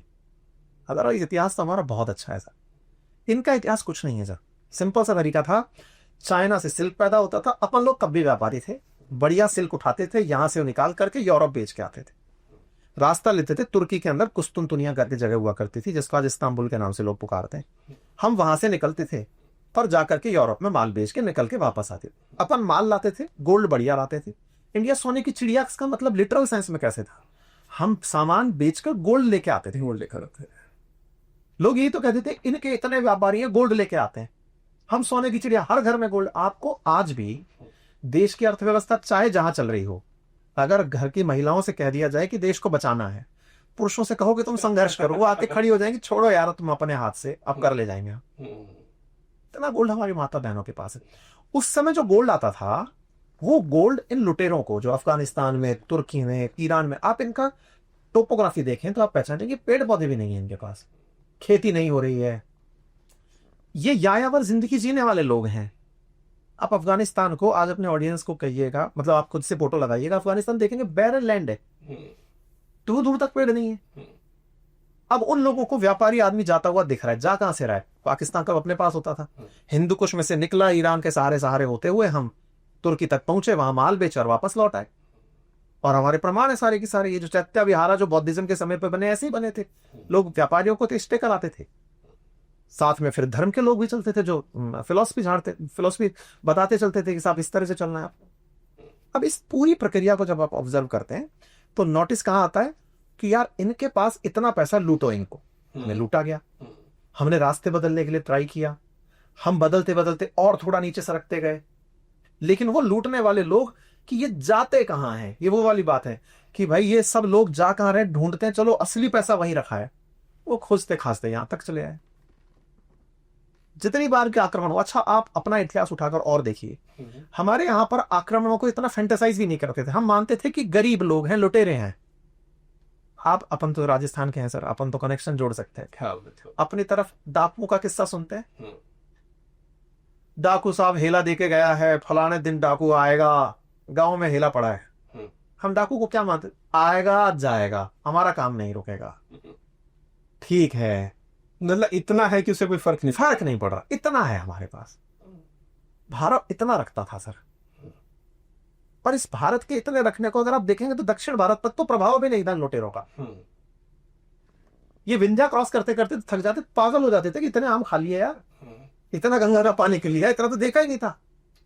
गंगा यमुना पार करते करते तो इनकी हालत खराब हो जाती थी कि अरे भाई साहब इतना कहां से आ गया। दक्षिण भारत आज भी आपको समृद्ध एज इट इज दिखाई देता है, बिल्कुल। और यहां पे आप देखिए तो इनको पूरा दिखेगा प्रभाव। इन्होंने खूब आक्रमण किए, हर युद्ध में पानीपत पानीपत पानीपत, कारण था दिल्ली आने का रास्ता वाया पानीपत। दिल्ली में लड़ नहीं सकते क्योंकि आपको हवेली उसमें बिठा रखा है, महल में तो लड़ोगे कहां? चलो ग्राउंड में। ग्राउंड कहां है? बोले 100 किलोमीटर दूर पानीपत पे चलो, मुरथल के ढाबे का पराठा खाओ और बढ़िया jokes apart but this is the truth. Ankit ji, लेकिन आपकी जो सारी बातें सुनी बड़ी अच्छी मुझे लगी, और इस पर एक बहुत ज़रूरी सवाल जो मुझे लगता है कि आज हर किसी के सामने खड़ा होता है, वो ये कि कोई भी शिक्षक है जो अपने स्तर पर चीज़ें समझता है, खंगालता है, इतिहास भी पढ़ता है, और फिर एक वक्त आता है जब सच को धीरे धीरे समझता भी है कि मैंने पढ़ा क्या था, सच है क्या। अब आप जैसे लोग हैं जिनको लाखों लोग सुनते हैं, आपको किसी विषय पर अपनी कोई टिप्पणी करनी है और आपको पता है कि सच क्या है, लेकिन आपको ये भी पता है कि पॉलिटिकल करेक्टनेस भी एक चीज़ होती है। तो मैं आपसे पूछता हूँ, अंकित अवस्थी जी का खुद का रवैया संवेदनशील मुद्दों पर क्या होता है? क्या आपको जो सच लगता है वो बोलते हैं बिना इस बात की परवाह की कि इससे 2 या 4 लोग आहत नहीं हो जाएंगे, या आप कभी कभी थोड़ा कुछ चीज़ें नहीं भी बोलते हैं क्योंकि मैं एक शिक्षक हूं और मुझे हर तरह के लोग सुनते हैं और हर आदमी वो सच नहीं स्वीकार कर सकता, इसलिए मैं पॉलिटिकली करेक्ट हो जाऊं? इस पर क्या जवाब? जिस शब्द को आप पॉलिटिकल करेक्टनेस बोलते हैं, सिविल सर्विसेज की प्रिपरेशन में इसे नॉन पार्टीशनशिप कहा जाता है। ठीक, हमको जब एथिक्स पढ़ाया जाता है तो नोलन कमेटी की रिकमेंडेशन पढ़ाई जाती है। मेरे अंदर वो सिविल सर्वेंट पढ़ाते पढ़ाते इतना इन्वाइव हो चुका है कि आप मुझे नींद में भी गलत नहीं बुलवा पाएंगे। किस तरह से गलत नहीं बुलवा पाएंगे? मेरे अंदर का एक सिविल सर्वेंट, क्योंकि हमने तैयारी करवाई, खुद तैयारी के बाद नौकरी किए, इस तरह से अंदर ताना बाना बस गया कि मैं इस देश का वो अंग हूं जो इसके साथ लास्ट तक तब तक खड़ा रहेगा कि तो हम कितना भी कह लो यार निकल नहीं सकते। तो आप कह रहे एक शिक्षक भी एक मायने में डिप्लोमेट होता ही है कि उसे उसको डिप्लोमेट मत कहो, असल में वो ये जानता है कि जो ये हो रहा है ना, ये अल्पकालिक है, अंततो गत्वा तो राष्ट्र बनेगा। आज की जो स्थिति है वो आपको और मुझको लग रही है कि यहां जाति के आधार पर संघर्ष हो रहा है, यहां धर्म के आधार पर हो रहा है। टीचर को पता है कि धर्म के आधार पर दुबई के अंदर कुछ नहीं होता है। वहां आज यहां पर लड़ाइयां हो रही हैं बुरके की, आज लड़ाइयां हो रही हैं शराब की, मीट मांस की। आप दुबई जाकर देख रहे हैं, पता चल रहा है कि यहां तो कौन सा धर्म फॉलो होता है भाई, यहां कोई ये तो बताओ। आज शिक्षक और जो भी अवेयर व्यक्ति है वो ये जानता है कि रिलीजन की भी अपनी एक सीमा है। जब वो धर्म पैसे के साथ मैच करता चला जाता है तो वो फिर चीजें पीछे छोड़ता चला जाता है कि नहीं भाई अब कंफर्ट है ये। आप चाहिए ना सर, आप खुद आप ऑब्जर्व करिए, इस्लाम में जिन चीजों को हराम माना गया है, आप दुबई में बताइए क्या नहीं है, क्या आप जहां बोलिए आपको वहां शराब मिलेगी। खुद पाकिस्तानी फौज के लोग जिस इस्लाम का जिक्र करते हैं वो ऐसी कौन सी चीज है जो मना नहीं और वो नहीं करते हो, है ना। तो इसका मतलब क्या हुआ ना सर कि धर्म का उपयोग लोगों ने लोगों को एकजुट करने के लिए कर रखा है कि ये एक ऐसा पॉइंट है। देखिए राजनीति को चलने के लिए क्या चाहिए ना, लोग एकजुट हों किसी विषय पर, वो धर्म पर हो सकते हैं, जाति पर हो सकते हैं, क्षेत्रीयता पर, भाषा पर। राजनेताओं के लिए काम आसान करने का तरीका है कि मुद्दे ऐसे हों जिन पर आप एक साथ एक मंच पर बिठा सको। सर अर्थव्यवस्था पकड़ा दो, आप किसी भी राष्ट्रनेता को पकड़ा दो, मोदी जी को पकड़ा दो, राहुल गांधी जी को पकड़ा दो, 1 लाख की आबादी उनके सामने खड़ा कर दो, कह दो कि घंटे भर अगर आप सर इनको कन्विंस कर ले गए, समझा ले गए, कैसे? आप उनसे कहो बेसल कमेटी की इनको सर रिकमेंडेशन समझाओ, आरबीआई उसी से चलती है सर, समझाओ नहीं। कार जनता को एक रखना है तो मुद्दा ऐसा चाहिए जो कनेक्ट करता हो, भावनात्मक हो, इमोशनल हो, या फिर उनको उनकी दिनचर्या का हिस्सा लगता हो। आप पहचान से जब कोई बात जोड़ देंगे, जैसे मैं आपके इस पॉडकास्ट में 3 बार राजस्थान का जिक्र कर चुका हूं, आप राजस्थान से, क्यों भाई आप इंडिया से नहीं है, लेकिन मैं क्यों बार बार एक बात को पकड़ के बैठ गया? ये ह्यूमन कनेक्ट है, ये लोग बनाने में माहिर है। टीचर क्या करता है? टीचर कह रहा है कि ये कहीं रह जाना है दोस्त, हमें बहुत आगे जाना है। अभी भी आपने टीचर का स्वरूप दिखाते हो, क्लियर जवाब मेरी बात का नहीं दिया। आप बड़ी चालाकी से सीधे जवाब को निकाल के। अगर अंकित अवस्थी किसी चीज को लेकर कन्विंस है तो क्या अंकित अवस्थी जी हिचकिचाते हैं कि मुझे सच बोलना है, या आप उसको अवॉइड करते हैं? बहुत ईमानदार जवाब मुझे से चाहिए। जब होता है तो मैं खुल के बोल बिना इस बात की परवाह किए कि नहीं सर। हमने बहुत बार बहुत से वीडियो सब भारत सरकार के खिलाफ भी बनाए, जिसमें हमने विदेश नीति के मामले पर, इवन पाकिस्तान के मामले पर, ट्रंप के मामले पर हमने बहुत बार सरकार के सामने अपनी बातें रखी और असर हुआ है सर उसका। हम लोग ऑब्जर्व करते हैं उसके असर को, सरकार की नीतियों में वो साफ दिखता भी है। फिर दूसरी तरफ अपोजिशन के भी बारे में अगर हमें बोलना होता है हम खुल के बोलते हैं, लेकिन शिक्षक में एक मर्यादा होती है सर। हाँ। इस बात को आप स्वीकारिए या ना स्वीकारिए, सोशल मीडिया का ट्रोल नहीं होता। वो इस बात का ख्याल रखता है कि अंततोगत्वा में मेरे देश का नेता है यार, अंततोगत्वा में मेरे देश का प्रधानमंत्री है यार। आज कुछ भी हो जाए सर, मैं अपने किसी भी वीडियो को उठाकर अगर देखूं तो ना तो मैं कभी ये पाता कि मैंने किसी व्यक्ति को आज तक इस लहजे में ट्रीट किया हो कि नहीं ये मेरे मत के हिसाब से नहीं है, ठीक है। बिल्कुल, आपने वीडियो की बात की अंकित जी, हम चर्चा के आखिर में आ रहे हैं, 1-2 सवाल पूछूंगा। आपकी वीडियोस इतने लोग देखते हैं और मेरे हिसाब से 1 बिलियन से ज़्यादा व्यूज़ आपके चैनल पे हैं, अगर मैं गलत नहीं, हो सकता है इससे ज़्यादा भी हो। हम पर मंथ सर 150 से 200 मिलियन व्यू करते हैं, तो 1 बिलियन तो शायद कब के हो चुके होंगे आपके। तो अंकित जी, जब भी आप कोई वीडियो बनाते हैं और आप जानते हैं इतने लोग मुझे सुन रहे हैं, औसतन मुझे 10 से 15 लाख मेरे हर वीडियो पे लोग व्यूज़ आते हैं, उससे ज़्यादा भी आ जाते हैं, मतलब एक जिम्मेदारी भी है। बच्चे भी सुन रहे हैं जो परीक्षा की तैयारी कर रहे हैं, बहुत सारे लोग आपकी बात को अंतिम सत्य भी मान रहे हैं जो हो सकता है स्टूडेंट ना हो। ऐसे में जब भी आप किसी टॉपिक पर वीडियो बनाते हैं और एक सोच लेते हैं कि इस मुद्दे पे बनाना है, सपोज ईरान पर ही इजराइल ने हमला कर दिया, तो फिर आपकी अप्रोच वीडियो बनाने को लेकर क्या होती है? आप कैसे तय करते हैं कि मुझे इसमें से कौन कौन से एंगल लेने हैं? फिर उस एंगल को लेकर आप कितनी रिसर्च करते हैं, कितना पढ़ते हैं? मैं समझता हूँ कि एक वक्त पढ़ने के बाद चूंकि हम काफ़ी पढ़ चुके होते हैं तो हमें सिर्फ अपडेट करना होता है, हमें पृष्ठभूमि नहीं जाननी होती है, लेकिन आम तौर पर आपकी अप्रोच क्या होती है? सर डे 1 से हमने आपको जब शिक्षक कहना शुरू किया तो दोनों पक्ष सुनना शुरू किया। हो सकता है कि किसी एक पक्ष को आप जस्टिस अच्छे से ना दे पाए, लेकिन सर पक्ष दोनों सुने जाए। तो मेरा कोई भी सेशन आप उठाएंगे तो कर्ता भी मिलेगा और धारक भी मिलेगा, मतलब आपको इजराइल का पक्ष भी जानने को मिलेगा तो ईरान का पक्ष भी जानने को मिलेगा। अब सवाल आती है अंत में, इस पक्ष का प्रेजेंटेशन तो आप अपनी सहूलियत के हिसाब से कर सकते हैं, मैं करता हूं। मेरी सहूलियत क्या है? मेरा देश क्या चाहता है, उसके हित किस में है। आपने मेरे देश के साथ कब गलत किया, मैं छोड़ूंगा नहीं। आप अगर भारत के खिलाफ कभी भी रहे हो, मैं घुमा फिरा के ले आऊंगा, आपको बता दूंगा कि आपने ये खेला किया है। आपने बड़ी अच्छी बात की, आपने जो कहा ना अपना देश में उसका पक्ष रखूंगा। अब मैं ऑपरेशन सिंदूर पे आता हूँ, अगेन एक संवेदनशील मामला है, लेकिन एक शिक्षक के तौर पे मैं आपका नजरिया जानना चाहता हूँ। बहुत सारे लोगों का कहना है कि हमने जो ऑपरेशन पाकिस्तान के खिलाफ किया पहलगाम के बाद, उसके मल्टीपल रीज़न थे।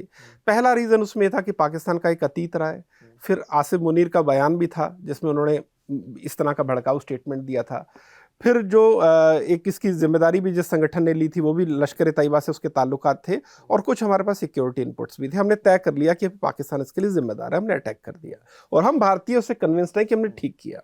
तो दूसरी तरफ अंकित जी, बहुत सारे लोग ऐसे भी हैं, मैं अगर कहूँ कि पाकिस्तान में, दुनिया भर में, वो सवाल कहते हैं कि आपके यहाँ एक हमला हुआ, जिन लोगों ने हमला किया आप उनमें से किसी को नहीं पकड़ पाए, और सिर्फ आपने अपने पुराने अनुभव के आधार पर मानकर पाकिस्तान पर वहाँ के सैन्य ठिकानों पर भी हमले किए, वहाँ पर 9 जगहों पर इसे आप कथित आतंकी जगह मानते हैं उस पर भी ठिकाने किए। उनका ये कहना है कि क्या कोई जिम्मेदार देश बिना सबूत के सिर्फ पुराने अनुभव पर ये हमला कर सकता है? मैं अगेन ये बात कर रहा हूँ, आपने कहा ना कि हम तो अपने देश की बात करेंगे और ऑब्वियसली रखनी भी चाहिए, लेकिन अगर आपकी ऑब्जर्वेशन में कोई ऐसी बात आती है तो फिर आपको क्या लगता है, मुझे ये बात बोल देनी चाहिए भले लोगों को पसंद आए ना आए?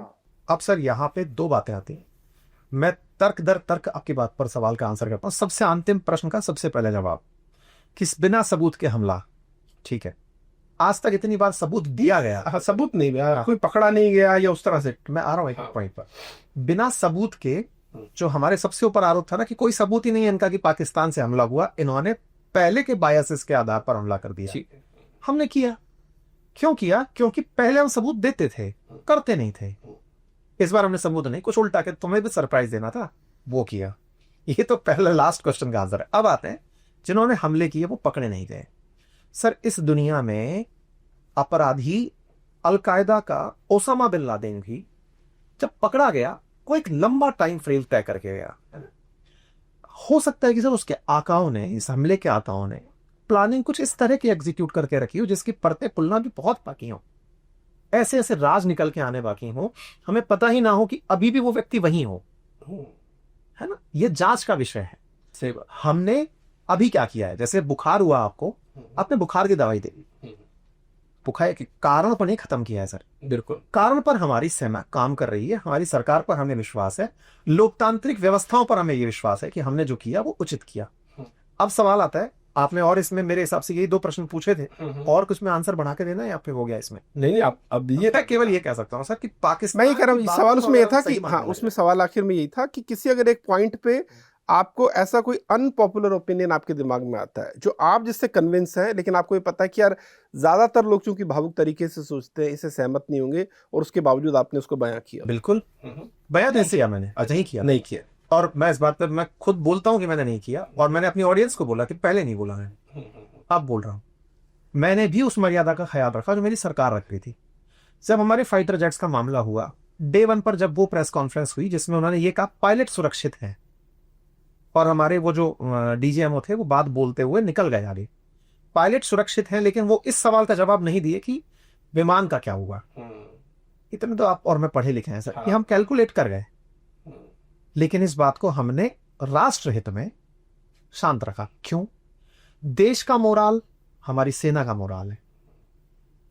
कोलेटरल डैमेज होना था भाई, आप ये मान ही नहीं सकते। आप जिस देश के साथ संघर्ष में गए हैं वो भी, मैं कई बार लोगों को एक बात बहुत अच्छे से बोलता हूं कि आप पाकिस्तान को मजाक बनाए बहुत अच्छी बात है, लेकिन पहले एक बात समझें, हमारे देश के साथ जितना संघर्ष करना है हमें, हमारे साथ दुश्मनी दिवाने के लिए चाइना खड़ा है, बांग्लादेश भी आजकल मुंह खोल के खड़ा है, दक्षिण में भी हमारे सामने चैलेंजेस खड़े हैं, पाकिस्तान खड़ा है, उन सबको मैनेज करने के लिए हमारी जो सेना है वो 10-11 लाख की है, उसकी 25 करोड़ की आबादी है, भारत ही उसका एकमात्र दुश्मन है, तालिबान से उसका कंसिडरेशन नहीं है, वो आतंकी बाई निपटा लेते हैं, भारत के लिए 6 लाख की सेना है। तो कंसंट्रेशन ऑफ सेना के हिसाब से अगर आप बात करेंगे तो पाकिस्तान मुकाबले में ही लेके बैठा है। हम जब कंपेयरिंग करा रहे तो इनकी 6 है, हमारी 10 है, हम बड़े हैं। हाँ, आप 10 की 10 को पाकिस्तान बॉर्डर पर नहीं लगाते। सही बात। आपको ये रहता है कि बांग्लादेश से भी कोई हरकत हो सकती है, आपको ये रहता है कि चीन से भी कोई हरकत हो सकती है, आप अपने रिसोर्सेज को समझदारी से लगाते हैं। नंबर 1, आज उसका एकमात्र एक सूत्रीय कार्यक्रम भारत से लड़ना है, और भारत का कई मोर्चों पर लड़ना है। ऐसे में आप पाकिस्तान को अंडर एस्टिमेट नहीं कर सकते कि वो आपके साथ आप जब हमला करने जाएंगे तो वो आप पर हमला नहीं करेगा। हम तो ये कैलकुलेट कर लिए थे ना कि हम पर हमला होगा। आज उनके इतने वीडियोस आते हैं जिसमें वो बोलते हैं कि 80 जहाज एक साथ हमला करने निकले थे। अभी तक थोड़े दिन पहले उनके एक मंत्री का बयान आया। तो भाई 80 जब निकले हैं तो हम तो पूरी बारात लेके निकले थे कि कुछ तो आएंगे वापस और कुछ जाएंगे वापस। तो इस बात पर नुदान होना गलत है, गलत है भाई। वो लेटर आप अगर फिर तो सैनिक नहीं हो। हाँ, अगर सैनिक बलिदान से डर रहा है और सरकार खर्च से डर रही है, दोनों को ही फिर सोचो। वैसे भी क्रिकेट मैच जब आप देखते हो तो आखिर में देखते हो रिजल्ट क्या रहा, आप ये थोड़ा देखते हो कितने विकेट गंवाए ये मतलब। हाँ, लेकिन भारतीयता इस हद तक थी कि हमारा तो एक भी विमान नहीं जाना चाहिए था। ये राष्ट्रवाद है। बिल्कुल बिल्कुल कि भाई हमारे तो हम तो इतने भारी होने चाहिए कि यहां से पत्थर मारेंगे तुमको वहां लुढ़का देंगे। बिल्कुल वो अपना अपना चार में उसका अपना चार। बिल्कुल अंकित भाई, बहुत अच्छा लगा आपसे बात कर, और मुझे लग रहा है लगभग सारे मुद्दे हमने कवर कर लिए। आखिर में एक सबसे जरूरी चीज जो आज के बच्चों के लिए मुझे अगेन फिर लगता है कि आपसे बेहतर कोई व्यक्ति नहीं हो सकता। आपने जीवन में इतना कुछ अचीव किया, मैं जानता हूं कि आप इससे भी सहमत नहीं होंगे, क्योंकि आप जिस सफर पे निकले आप कहीं भी रुकते नहीं हैं। लेकिन फिर आपने IIT क्रैक किया, आप RS ऑफिसर बने, आपने वो जॉब भी छोड़ी, आप आज YouTube पे भी इतने लोगों को आप प्रभावित कर रहे हैं, उन्हें सिखा रहे हैं। मतलब एक अनुशासन के बिना संभव नहीं था। आज के बच्चों की सबसे बड़ी दिक्कत है वो है डिस्ट्रैक्शन और कंफ्यूजन, और खास तौर पर जब आसपास इतने सारे डिस्ट्रैक्शन हो। अगर आपको किसी 20-22 साल के बच्चे को कोई सलाह देनी हो अपने करियर को लेकर, अनुशासन को लेकर, और ऐसे माहौल को लेकर जहाँ इतने डिस्ट्रैक्शन है, क्या सलाह आप उनको देंगे? मैं तो करंट में दे पा रहा हूँ, बाकी तो सलाहें जुड़ती चली जाएंगी। आजकल सोशल डिस्ट्रक्शन के नाम पर जो मोबाइल का डिस्ट्रक्शन हो रहा है सर, मैं इस पर एक लाइन बोलता हूँ सबको। आप मोबाइल देखें, आप उस युग में पैदा हुए हैं जहां आप मोबाइल से बचकर नहीं रह सकते। आपके फादर जरूर ये कह सकते थे कि मैं तो मोबाइल नहीं देखता और ना मैं देखा करता था। निश्चित ही उनके टाइम में और आपके टाइम में अंतर है, लेकिन याद रखें, आप मोबाइल को पहले कागज पर लिख लें कि मैं मोबाइल क्यों देख रहा हूं, बस इतना सा कर लें, समय बचने लगेगा। आप अपने लिए जब भी इंस्टा भी खोल रहे हैं, नहीं है बुराई इंस्टा में भी, चलिए मैं इसको स्वीकार करता हूं, नहीं है फेसबुक में भी, नहीं है यूट्यूब में भी, अगर होती तो आप शायद मुझे सुन भी ना पा रहे होते। लेकिन अंत में एक लाइन जो मैं ऐड कर रहा हूं, आप मोबाइल हाथ में लेने से पहले पॉइंट बना लें कि मुझे आज अंकित सर का पॉडकास्ट देखना है, नीरज सर का एक न्यूज कवर करना है, ये XYZ चीजें मुझे करनी है, इनको करना है और इनको करके रख देना है। टू डू लिस्ट बनाना शुरू कर दें सोशल मीडिया की यूज की, ऑटोमेटिकली उसका असर कम होने लगेगा। आपका समय स्वाभाविक रूप से आपको लगेगा कि आप कंट्रोल कर रहे हैं, समय आपको कंट्रोल नहीं कर रहा है। पहला पॉइंट सर ये। दूसरा, इस एज में बहुत सारे लोगों ने फिजिकल वर्कआउट छोड़ दिया है। मैं खुद उसका बाई प्रोडक्ट हूं, मैंने भी लगभग सा छोड़ा हुआ है, लेकिन फिर भी टीचर की तर्ज पर जब मुझे बोलने का मौका दिया जा रहा है तो मैं इस लाइन को बोल रहा हूं, जितना हो सके पसीना बहाएं। पसीना बहने पर जो डोपामाइन आता है बहुत सारे स्ट्रेस को खत्म कर देता है। नशा तो दूर तक नहीं टिकता जनाब, अगर पसीने का नशा आ गया तो। ये सब कई बार करके देखा, ट्रेनिंग में थोड़ा बहुत दौड़वाया भी था, और मैं कर लेता हूँ थोड़ा बहुत। मैं हर महीने भगवान श्री गिरिराज जी की परिक्रमा लगाता हूँ अपने क्षेत्र में है। क्या और मतलब मैं ये फील करता हूँ सर, वो जो अंत में पसीना आ रहा होता है ना, जब आपका कण कण कह रहा होता है कि थक गया भाई, और जब आप करके निकलते हो, एक महीना कैसे निकलता है उसके बाद का, तो मैं विद्यार्थियों से और सभी छोटे भाई बहनों से यही कहूंगा, पसीना बहाएं और मोबाइल रेस्ट्रिक्शन को गिल्ट में ना लें।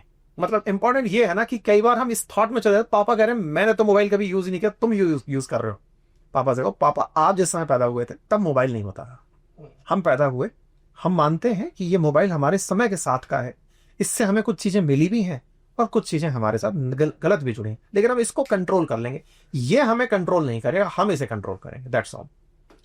बहुत बहुत शुक्रिया अंकित भाई, इतनी खूबसूरत बातें और इतने विषयों पर आपने इतनी साफगोई से, इतनी क्लैरिटी से रखी, और बहुत कुछ हमें सीखने को मिला, मुझे सीखने को मिला, उम्मीद करते हैं हमारे दर्शकों को सीखने को मिला।